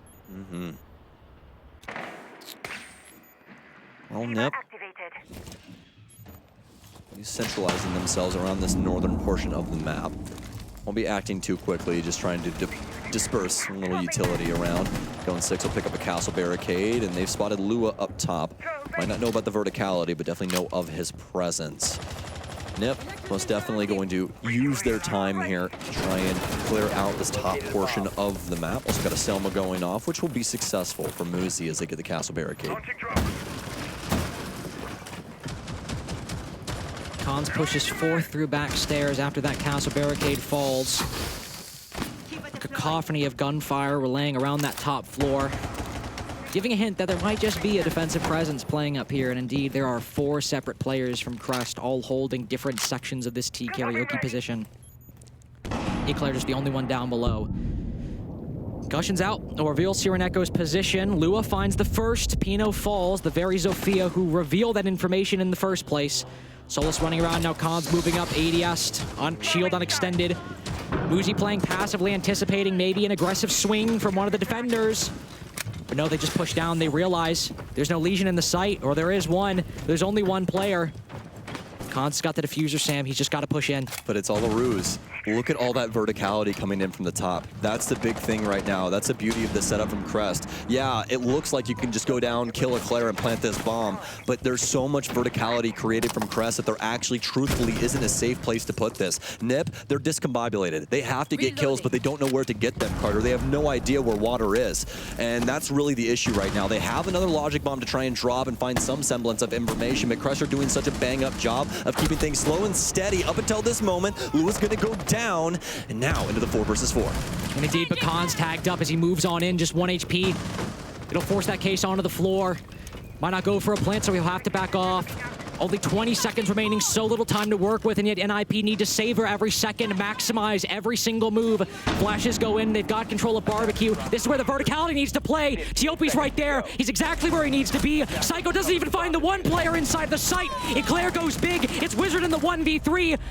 He's got 16 kills. Can he make it 17? Can he make it 18? Can he make it a victory? Tiopi's got simply too much intel. Crest just need one more to keep their chances at Swiss alive.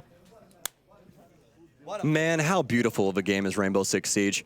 the Solus is the one that's able to peel that back.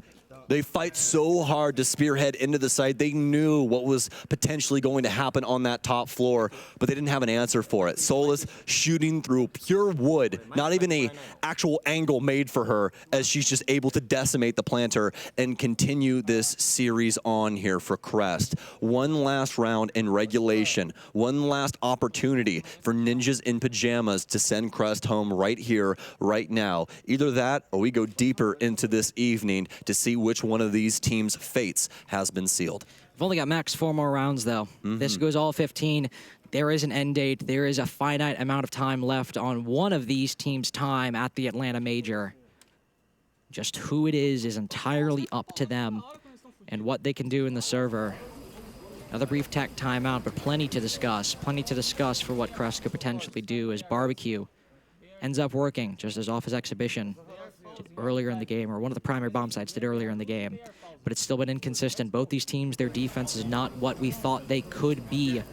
NIP at least got the 3-3, and it felt a bit more assured. It took time for Crest to get their attacks underway, and the same has unfortunately been for their defenses. This has been a game of comebacks where Crest have constantly had to crawl out of the hole. NIP tried desperately to seal them in.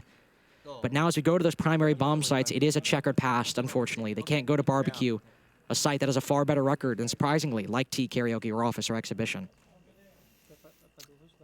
What exactly do you go to? And that's the real question. I do believe that their mainstay option right now is obviously going to be Exhibition, if I remember correctly, because I do think they won the T Karaoke site the last round. So we'll just have to see once we do end up shifting gears over towards that. But here is our previous round here and exactly how this broke down. All of this verticality working out so beautifully for Crest.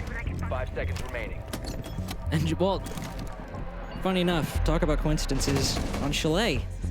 It was that round 11 defensive setup that was that's so perfectly countered NIP, but what started the comeback, what allowed them to, of course, win it in regulation. In this case, will it be that round 11 setup that doesn't get them regulation, but ends up getting them to overtime if they can just match it with an even better performance in round 12? That's what needs to happen. Just this one round to stay alive and then a couple more to win.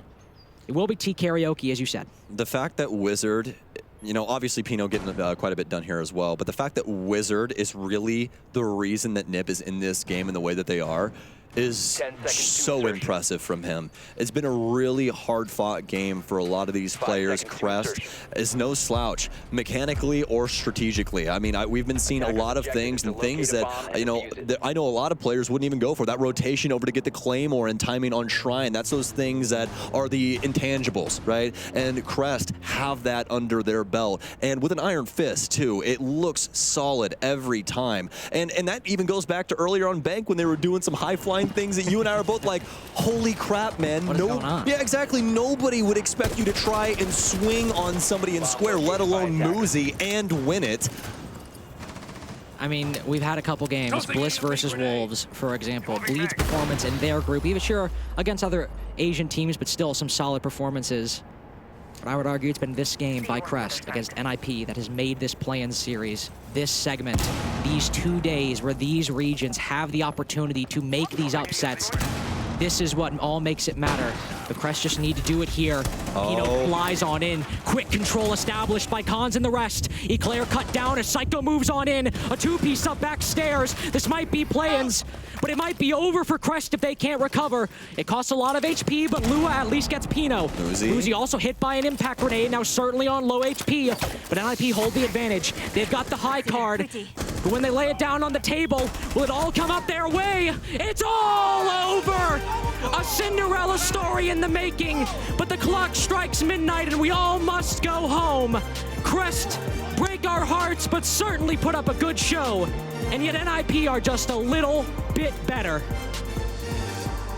One of the most memorable series that I have casted in some time, and one that I will most definitely remember for even longer. Crest, what a showcasing of your potential for the future. Please, please do not have your heads low. You guys were so very successful at this tournament. I know you're going out in play-ins, but Ninjas in Pajamas is no slouch of a team. You really showed what you can do on an international stage, and that is something to be proud of. stuff. Just an incredible performance to watch from a team that, again, coming in from the Japanese LCQ, it seemed their potential was not representative of just barely squeaking in from the Japanese league. And what a series they showed us. It's hard to speak about. It takes your words away, but does mean that we will say goodbye to 2 Japanese teams, of course. That does mean, just like Korea, it'll just be Scars from Japan and D+ from Korea in Phase 2. That will be the last hopes for these regions. Meanwhile, LOS and NIP, both the Brazilian teams from the play-ins, making it to Phase 2.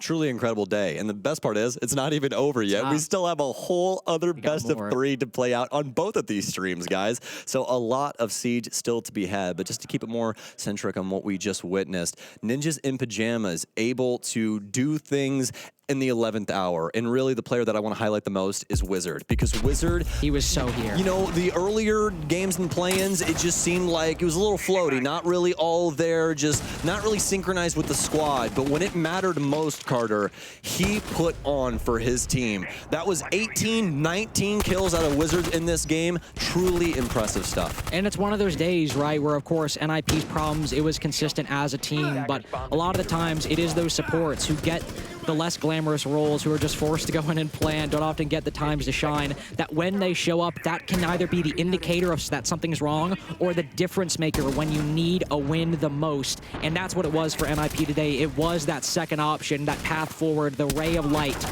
that just kept NIP's hopes at Phase 2 alive. And of course, still some solid plays from Uzi overall, solid plays from everyone on NIP. You can point to a moment, say, wow, they really contributed there. But Wizard, with that ridiculous scoreline on ops like Dokkaebi, like Hibana, and the supports on the defense, he is really the one that I'm going to give my MVP to. Yeah, absolutely. Without him, Ninjas in Pajamas are more than likely going home. Crest were playing dastardly throughout this series, and with a chip on their shoulder, especially when those rounds started to not go their way. Very quick to learn and very quick to change up how they were going about things to really bring it to Ninjas in Pajamas. Once again, thank you guys so much for what you guys were capable of and what you'd shown us about the Japanese region here, because clearly you guys have been putting in a hell of a lot of work. And it just gets better for Wizard. 100% cost. An EPS of 181. 12 rounds. I mean, it doesn't get more undisputable than that. His contributions to the series, of course, Psycho 10 and 7, 92% cost as well. Still a lot of impact, a lot of contributions by Psycho as well. On the side of Crest, of course, too, Sireneko, definitely one of the big standout players, both in the Japanese LCQ. Mandy said yesterday he was one of the players many thought got them over the line in that LCQ. And today, this event, he's definitely been one of the big ones. But when you've got a career game from Wizard like there, I mean, what are you to do but just watch? Yeah, exactly. And with that being said, folks, that's going to do it for Lynx and I today, but don't go anywhere. We got a lot more Siege to be had.